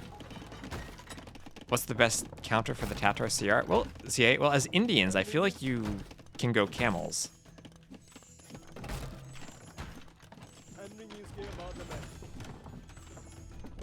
But he's going skirm CA, and we'll see if this works. Skirm CA just really can't deal with the siege. Ram has taken enough javelins, it's slowly lost its HP, but Bless will be adding in his own university. This cav archer is... Oh, they're being forced back for now. Needs a good fight against the mangonel. That mangonel with the hill bonus is absolutely deadly. Can probably even try going full light cav. That's another option, right? Because they do have... They're like the Turks in that they that extra pierce armor. Okay, that villa's repairing the ram, not the mangonel, despite facing forward. What's the prize pool? It was 650 thereabouts, last I checked. And well, here comes the skirms from TaToH pushing in. We'll be taking out the villagers at the base of that tower. Gets a few Vill kills. Still down in villager population, though. Maybe pick off a couple more. There he goes. That one just managing to escape. And now Army, with those skirms, is at an advantage for TaToH. I feel like this is such a huge risk when you add in the rams instead of the mangonels, that you don't know exactly what army your opponent has, and then you get stuck where you want a mangonel to fight the army, but you just have this useless ram. Oh, it was increased to 830. Nice. Well, cavalry just can't really damage that TC there. Those fish. TaToH still, he didn't clean up all the fish. He missed a few of them. Now has fire ships of his own. Maybe he finally will clean those fish, though. Cavalry just trying to push in. TaToH losing some of his own fish.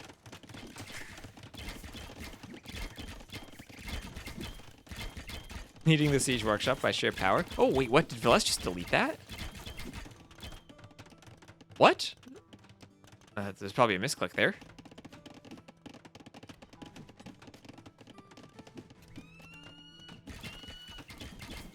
I don't know. I mean, Indians do have redemption monks. But I don't think TaToH would go for that in this situation.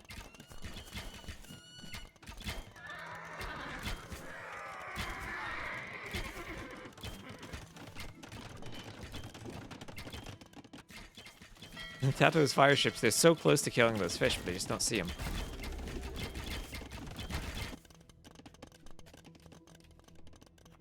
TaToH trying to push in at the north. Another guard tower trying to trush the gold mine there.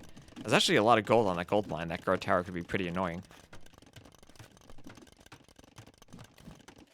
Too afraid of the E-skirms, offers the siege workshop as a sacrifice to appease the gods.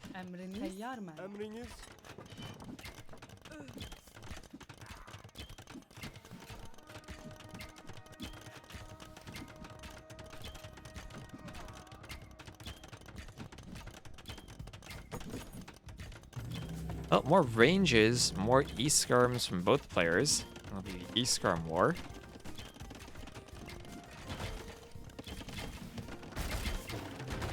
Ram from TaToH. Did TaToH have rams there that secretly killed that siege workshop that we just didn't see? That might have not been a delete. That might have been a ramming. What was the prize pool again? It was 830, as someone above mentioned. It was a delete. Oh, no.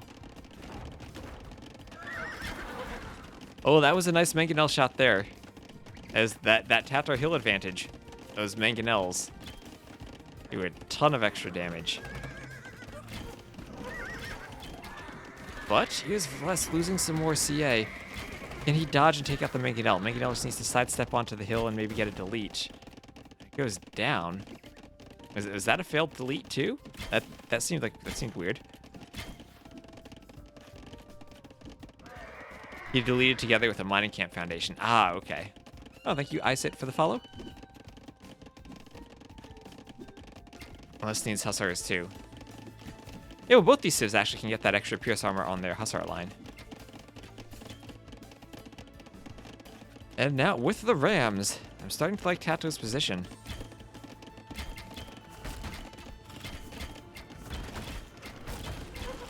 Gotta ram down that TC.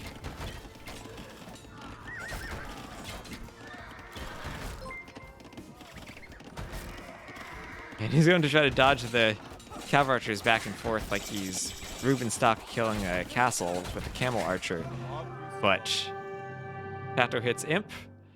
And there's the GG from Villese. And that's a win for TaToH. And we're going to go into the final game.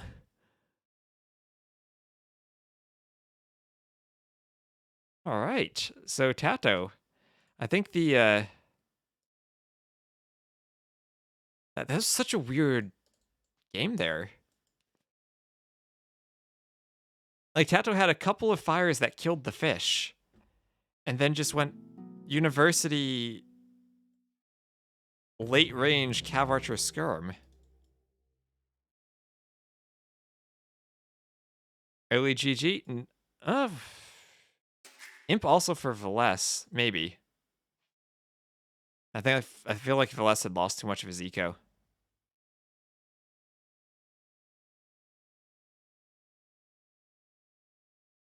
I still don't quite understand how TaToH won that, other than perhaps the Indian economy with the cheaper vills is very strong. Well, early university, late ballistics for the win, I guess. Well, let's update these scores. We tied up 4-4. It's the classic university gambit.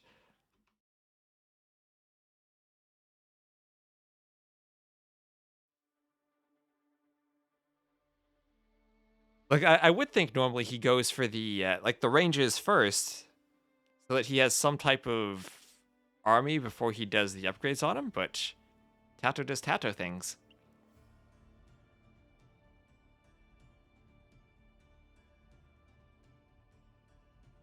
It would have been better with a forward university. Should have gone mangoes instead of rams. Yeah, I agree with that. I think that the mangonels from Villese would have been better there.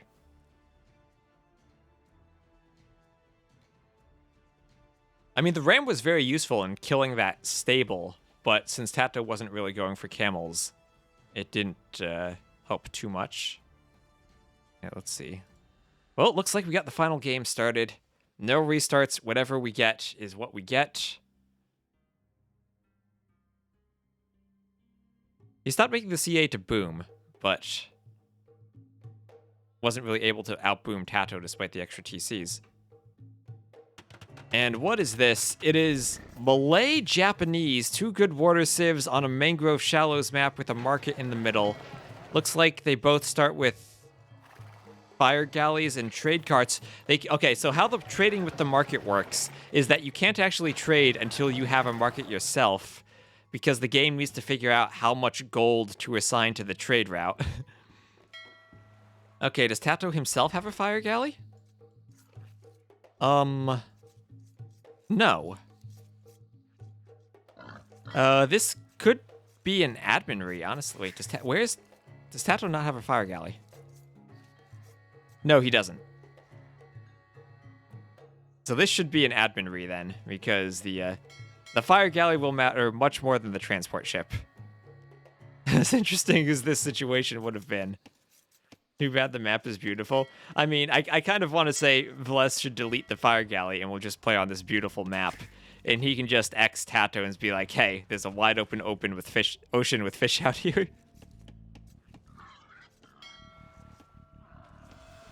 Is there actually an admin here to tell the players to admin, Ree?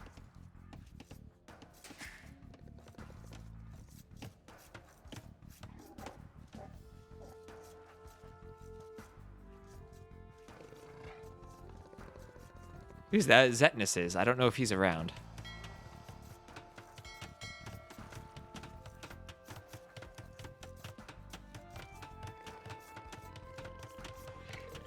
Fire ship too strong in Dark Age? Yeah. TaToH will see this now, and he's gonna be like, oh, you have fire, I don't. Yeah, so they will realize that. Plus is like, oh, Ree then. Yeah. So they will realize that, and then admin Ree.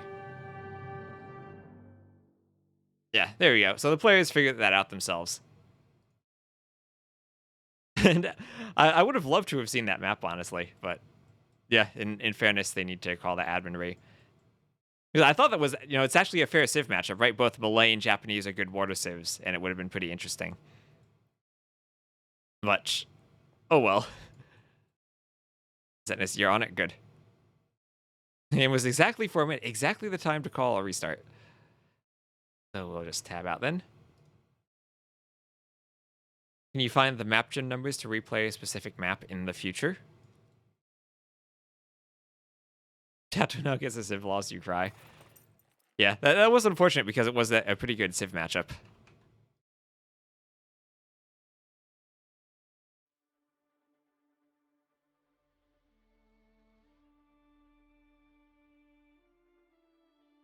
I think in the user patch you could see the rec number by, or the map generation number by going to the objectives panel when watching a recorded game. I don't know if that works the same way in DE. Actually, we could test that real quick. Go to the replay.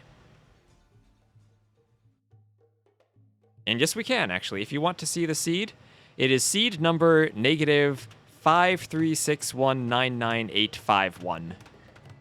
They are not handicapped. So if you want the map seed, there it is.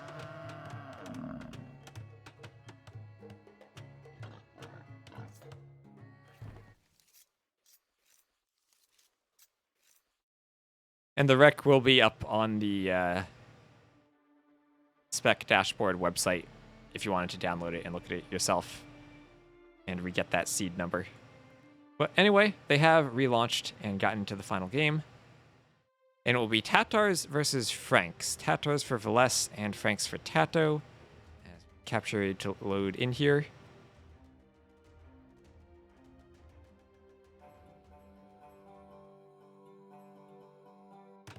And there we are. Oh, okay.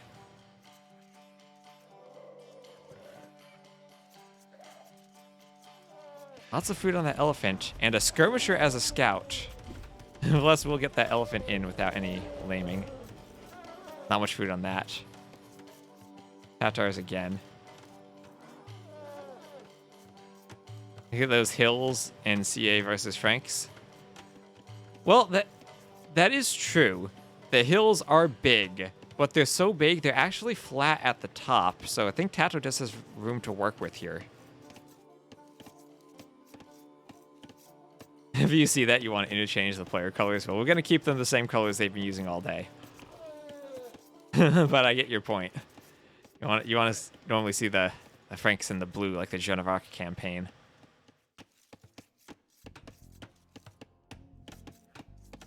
Australia, the Australia map.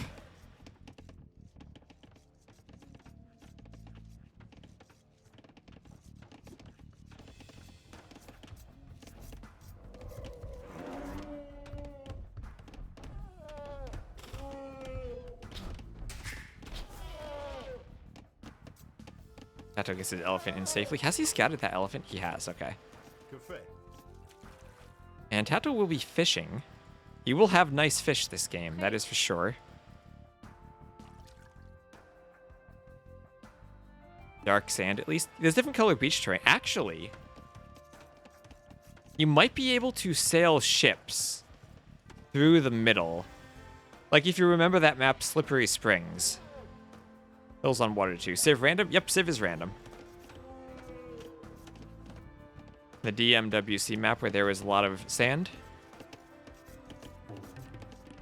I don't remember that map exactly, but this does remind me of the old Slippery Springs map. I haven't seen that map in a long time.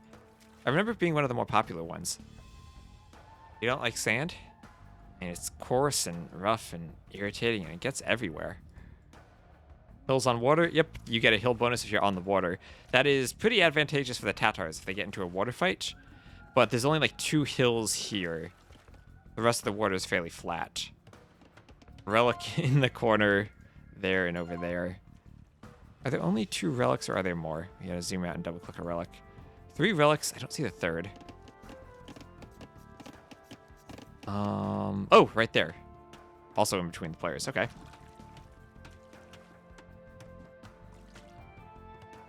What do hills look so cursed that they do?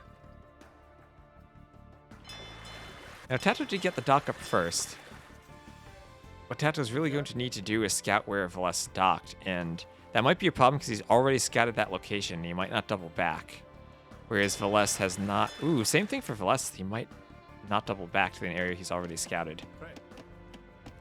Does hill bonus even count for Fireship Wars? We'll have to do some quick math when the fire ships come out. That's a good question.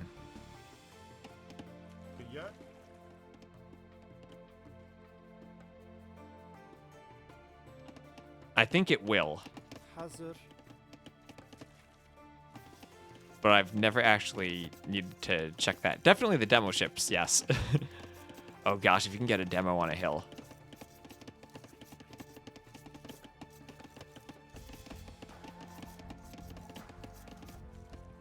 Like, the real question I have is, can the ships sail on this terrain? Because it looks like this is the beach terrain. I don't know if they can.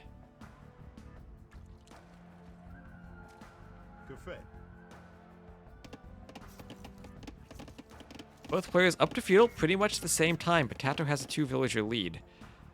That comes from an extra fishing ship and an extra vill, I guess. And does he have loom? No, no loom for TaToH. Loom for Villese. I guess TaToH realizes the elite skirmisher is perhaps not the most threatening of scouts. Or does Villese still have his skirm? Where is it? Oh, something happened to Villese's... Actually, Villese had lured a boar with his skirm earlier. He might have lost it somewhere. Oh, so that's why TaToH doesn't have loom, because he knows his opponent lost his scout. Looking at this, it looks like they had a skirm fight. It's dead, yeah.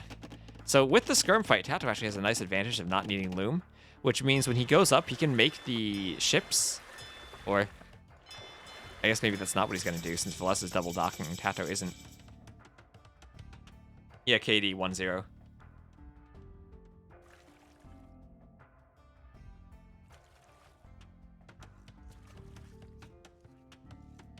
And why is TaToH not fighting for the warder there? It's because the fish he sees have already been fished out.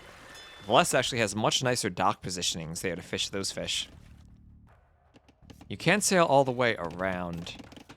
But TaToH is content at this point, not really to fight over warder, I think, because he will lose.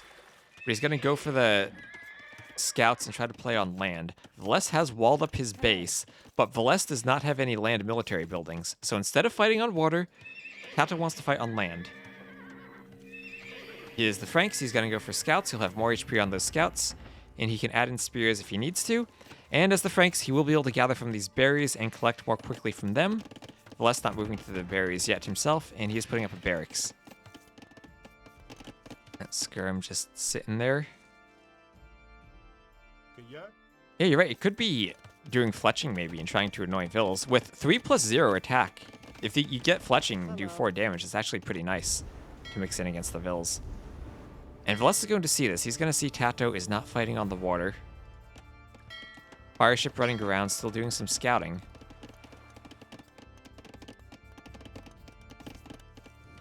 And here come the scouts. And you can sail on this, yes. You can sail down the beach between the islands.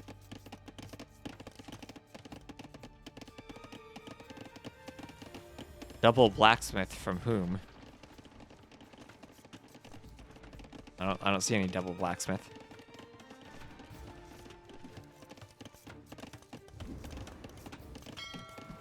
And in come the scouts, no quick walls in time. Those are 3 Frank scouts with the extra HP. They will be annoying to these villagers. They have a skirm annoying the woodline on the other side.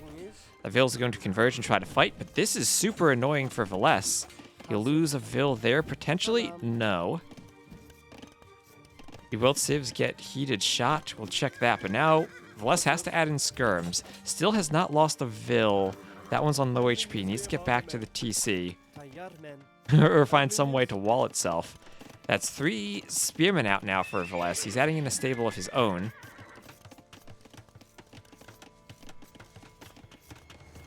An alert in CA for the double. Yeah, there's the blacksmith for TaToH. And now Villese is going to have fish. And this is going to be a huge advantage for him. It's going to be 6 fish. And I feel like TaToH's strategy choice here might have been a mistake. Wasn't really able to do too much damage with those scouts. I think he would have thought about doing that simply because he can get the berries.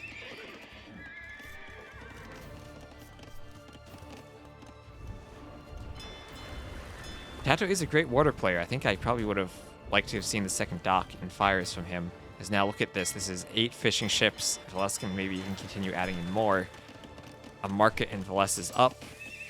Stable blacksmith, so both players with the blacksmith. TaToH doing the market. He's going to need to use the market to click up. He's not really going to be up in time. Has the slight score lead for now, but I think Villese is in the better position. If you look at that, it's a 6 villager difference. Heated shot, Frank's no, TaToH's yes. Oh, that does make things scary on this map if you end up needing to go to the middle. I don't know if TaToH realized that you could get ships on the middle. If he did, he might have tried to fight for the water more. Is there a mod for old campaign voice lines? I don't know. I always just grab the voice line files from the original game whenever I need them. It definitely is possible to mod into the scenarios. I don't know if there is one up that is you just click and download.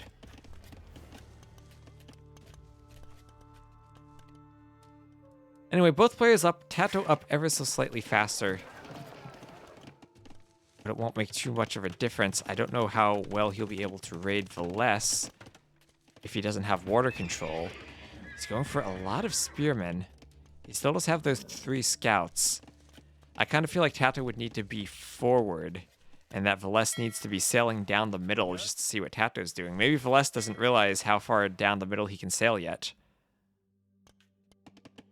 Does have some spears being chased by a lion.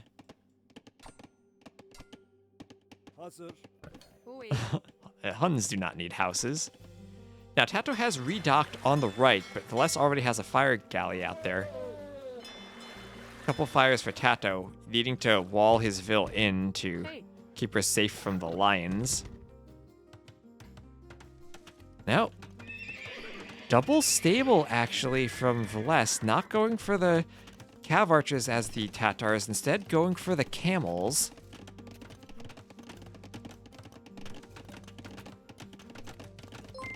Well, thank you, Savio, for the follow.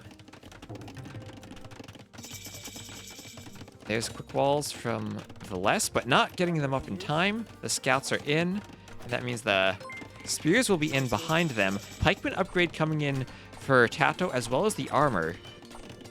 If he gets pikemen and can keep the scouts alive, then maybe he could take a decent fight against these villas here. He's going to be super annoying right in this wood line.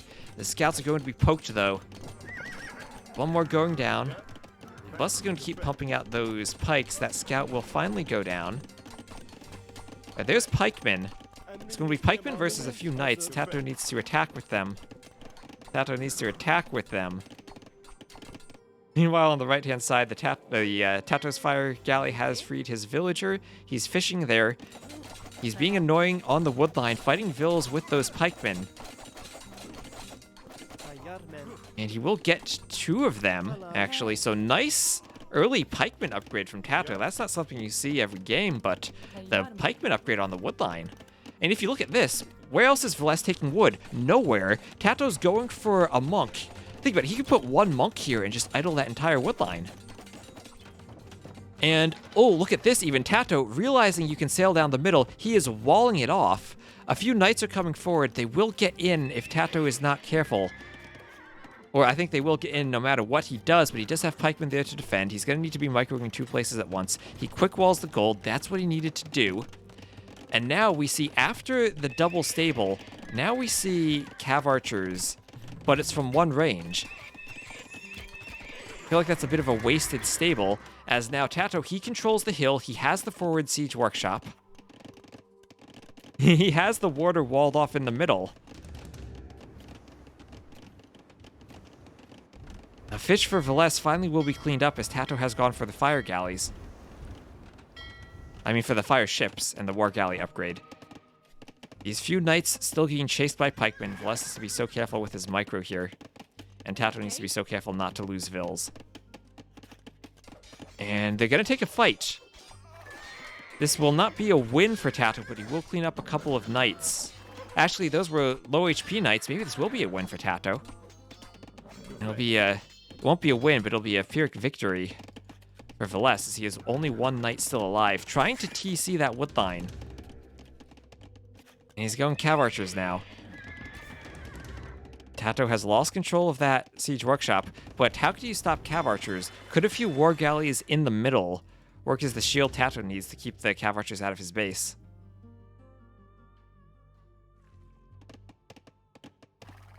Still 1 knight running around, but they will be against a French knight.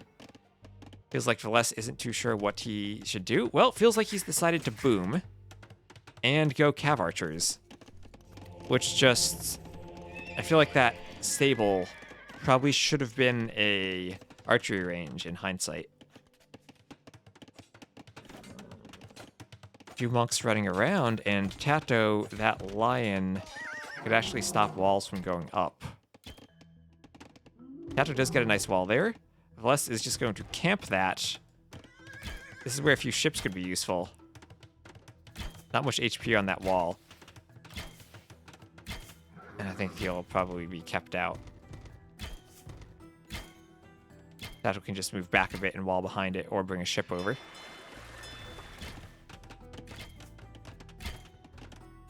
Here comes a monk and some pikemen there. Nice snipe by the pikemen there. Nice converted cav archer already coming over to help out. Again, TaToH has abandoned that siege workshop, still on 1 TC, starting to slowly fall behind in villagers.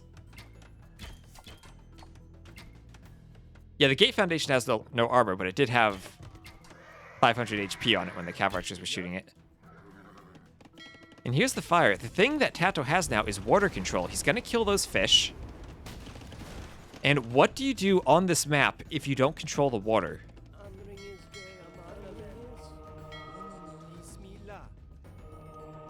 I think gates do not have armor, both palisade and gates. We'll snag this monk there. All right. I feel like TaToH just doesn't have quite the ships he needs right now to control the middle, as the cav archers are coming about, and he's trying to put up another TC. But now here comes some knights. Ooh, nice quick wall there from Villese, and that monk will keep the knights away. Might even get a conversion there if he's lucky. He's not lucky, but there's a hole in the wood line. Those knights have +2 armor coming in. TaToH's going to wall behind this to keep the cav archers out. Enough HP on that house should be able to keep him out. He's just going to keep running around. TC up here by the stone could actually be pretty nice for TaToH. Now he's starting to get the fires in the middle of the map. Fires are going to help stop the cav archers from reinforcing. And, ooh, nice. Villese not paying attention, not patrolling. TaToH gets a bit of a jump there. Does not want to fight on the hill against the TaToHs, though. Ooh, but the TaToHs are running back into the fire ships. I could lose a couple there.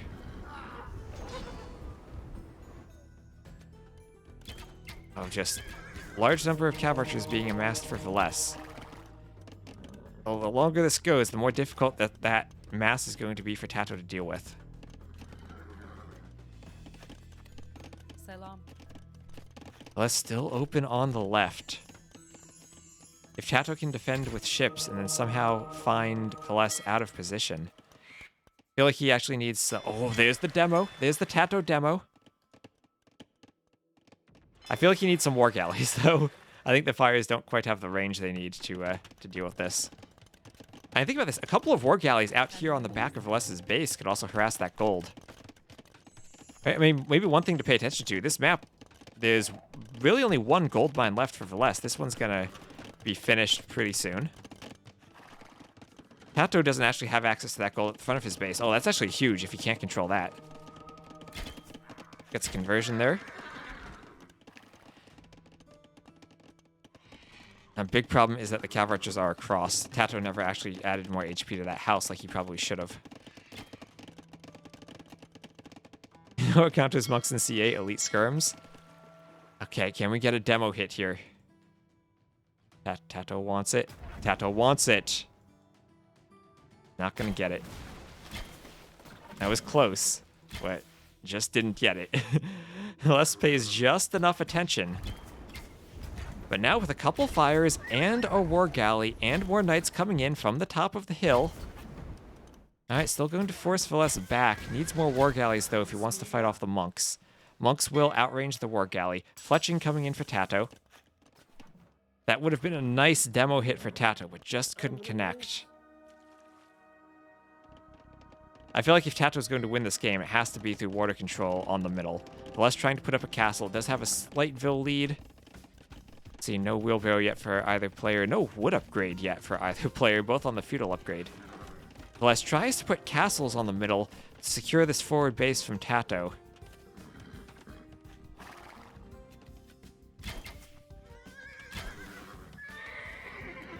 And ships the Flying Dutchman.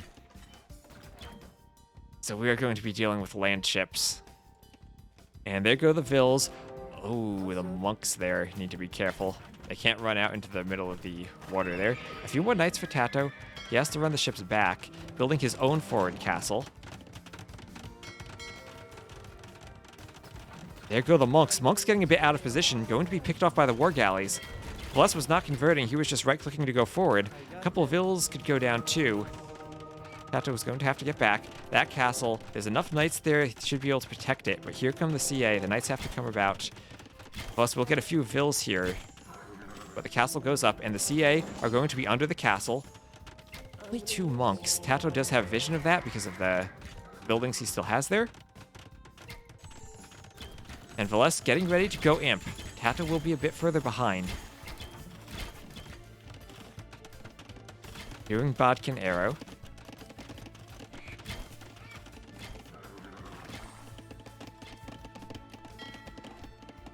So if TaToH has a way to win this game, it's going to be through controlling the water with ships.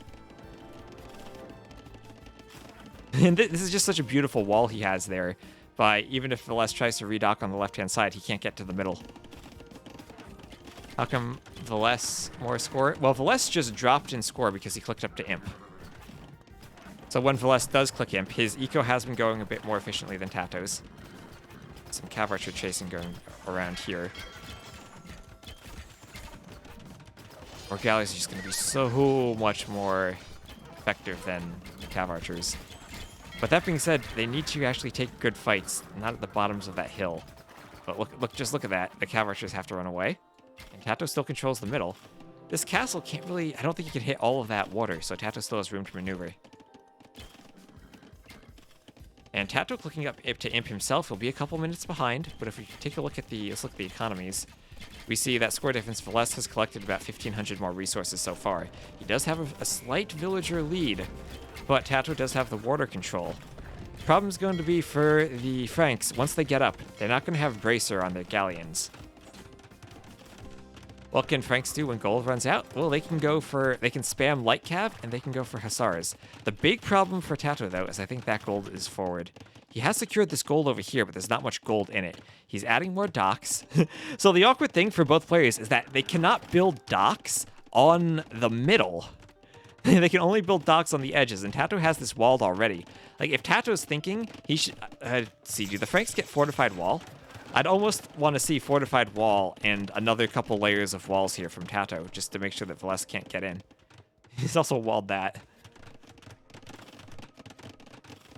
Sara difficult for Franks? Well, Franks can always go halb against that.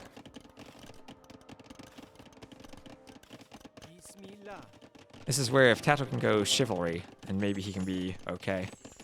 How did TaToH lose 4 in a row? Villese played well, and had some good civ matchups in some of them too.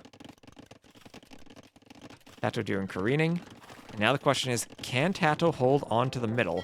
Or will the war galleys from Villese be able to break through that wall and secure this before TaToH can either treb down that castle or get out cannon galleons? He's trying to fight with the cav archers, but I don't think that's a good idea. I think TaToH's just going to win that. TaToH does need to secure that stone, though. Monastery do herbal medicine from TaToH as he gets imp. He's healing his knights in the castle and going for herbal medicine. Let's see, looks like Villese has broken through. Oh, he broke through that gate very fast. I didn't think ships could do that, but okay. I guess that's those Imperial Age ships. Anyway, there's Galleon, there's Chemistry. TaToH does have the numbers advantage on the water. It's 10 to about 14 or so. And he's going to be going for fast fire ships and galleons of his own, just he doesn't have bracer. So here's another thought. Maybe TaToH should have been trying to fight the water over here just because there's no other way that Villese could have docked. That castle, though, going to be doing some work. And with that castle from behind, does TaToH have this army trapped a bit? His imp upgrades are going to come in. Fast fire already there. Ballistics and Galleon. Or did he cancel Galleon? Looks like he might have canceled Galleon. That was probably a mistake. I think he should have done Galleon. But here come the fast fires. Fast fires with a castle from behind that could be shooting. I wonder if the knights jump out and try to block Galleons there.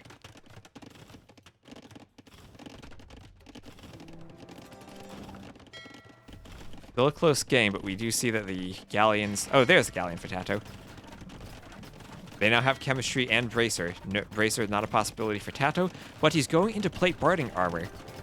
Now, if he can get 2 paladins, and he somehow does have the resources for paladins, maybe he could be okay. A few demos coming out. Does TaToH have less land? It's fairly even, I think.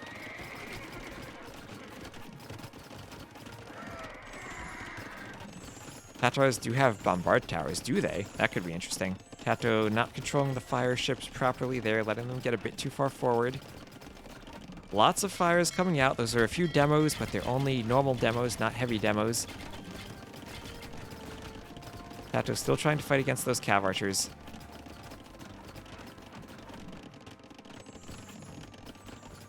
Chemistry and Cavalier. Not going to have resources for paladins. Franks have bombard cannons, that they do. See how these Tatar warships fare against French cannons.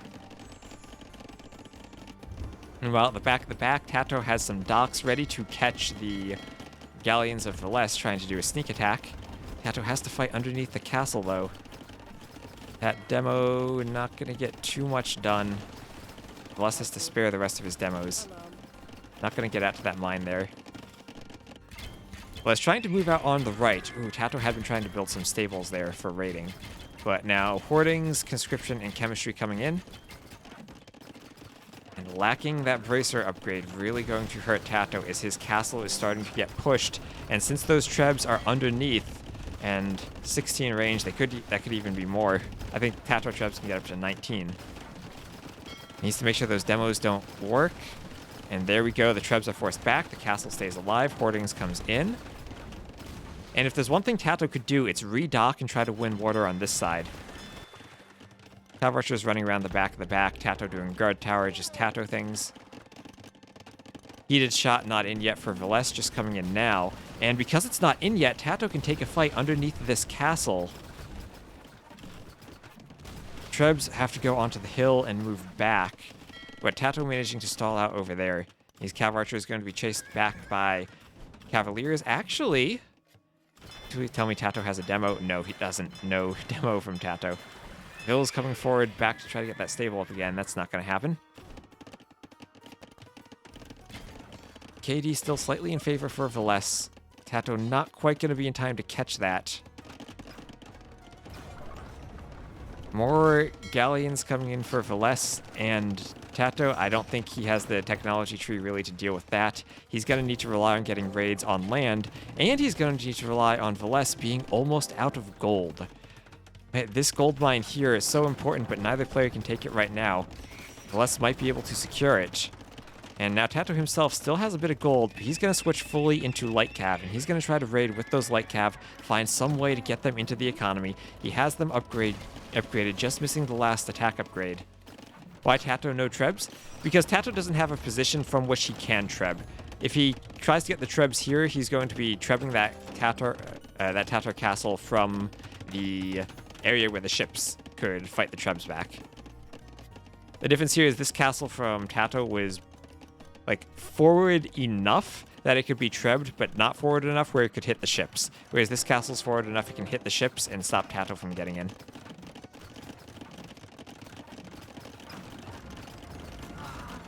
Yeah, and these castles with bracer will have more range than the Frankish castles as well. And TaToH switching to full light cav, only 30 vils on food though. Not much food in those berries.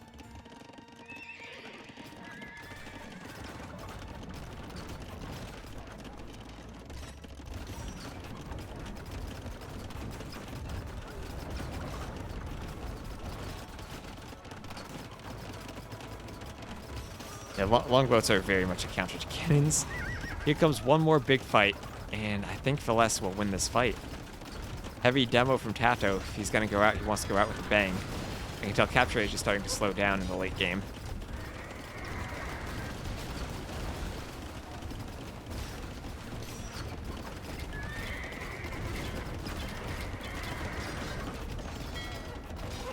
Fire is being taken out by the galleons. TaToH desperately trying to repair that castle, trying to send in the light cap, but he doesn't have the numbers. 24 galleons upgraded versus 15. He can't win that fight. His castle will go down. He still hasn't gotten his forward stable to go up. And things are not looking good for TaToH. Villese slowly amassing more and more ships, finding ways to push in. The Halb's coming forward. He's prepared for the light cap switch.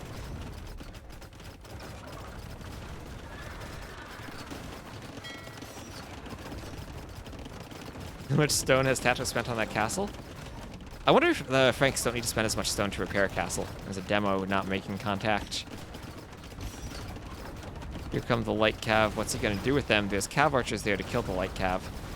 Oh boy, capture age is really slowing down. I might need to switch to the game, I think. Hold on, I will... Actually, let me do that real quick. Pause that. I'm going to switch over to the actual game. I'm going to go to capture age. With that. Turn the sound on. Let's go forward from there. As they're still fighting in the middle, TaToH trying to connect with demos, but just not quite getting them. This is feeling like the end for him. Thank you, Polvier, for the sub. And TaToH so close to being able to win this fight, but just not going to happen.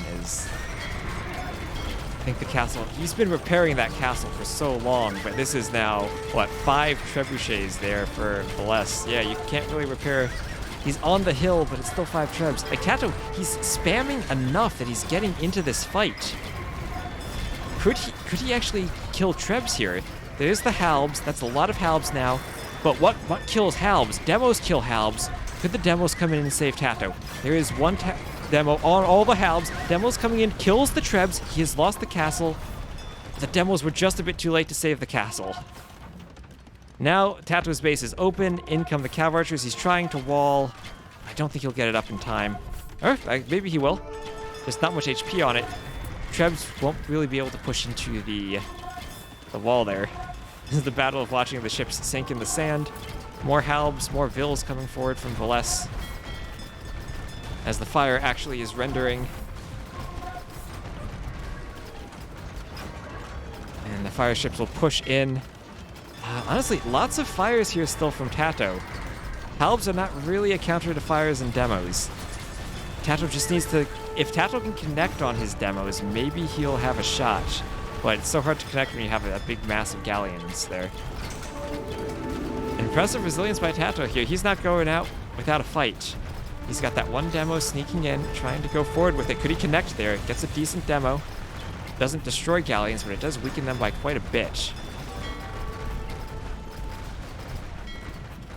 Oh, actually, the fletching won't actually matter because the no armor is in for Villese. There's so many idols for TaToH. Oh, no. If you look at the population, though, it's about 166 to 150, and TaToH's playing for the game where the gold has run out. The problem is Villese now has captured TaToH's gold. So in the long run, Villese will be able to keep getting gold, whereas TaToH only 11 vills on gold. Trying to mine that stone, but the cav archers will get in. Halbs are great. They're great against fire ships, but not when demos are mixed in, because demos just make the Halbs go boom. Now TaToH, again, more guard towers trying to defend his stone miners. But I think Villese will do it. TaToH CA sounds like a hard counter to Franks. I think the harder counter is TaToH Galleon. On this map, at least.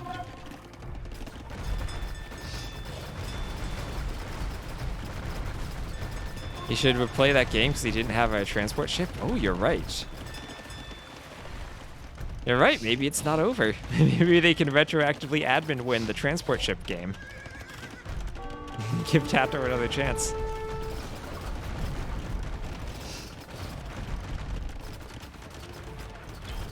And there's the GG from TaToH. And Villese will take the series. Coming up from the lower bracket to take 5 games against the previously undefeated TaToH.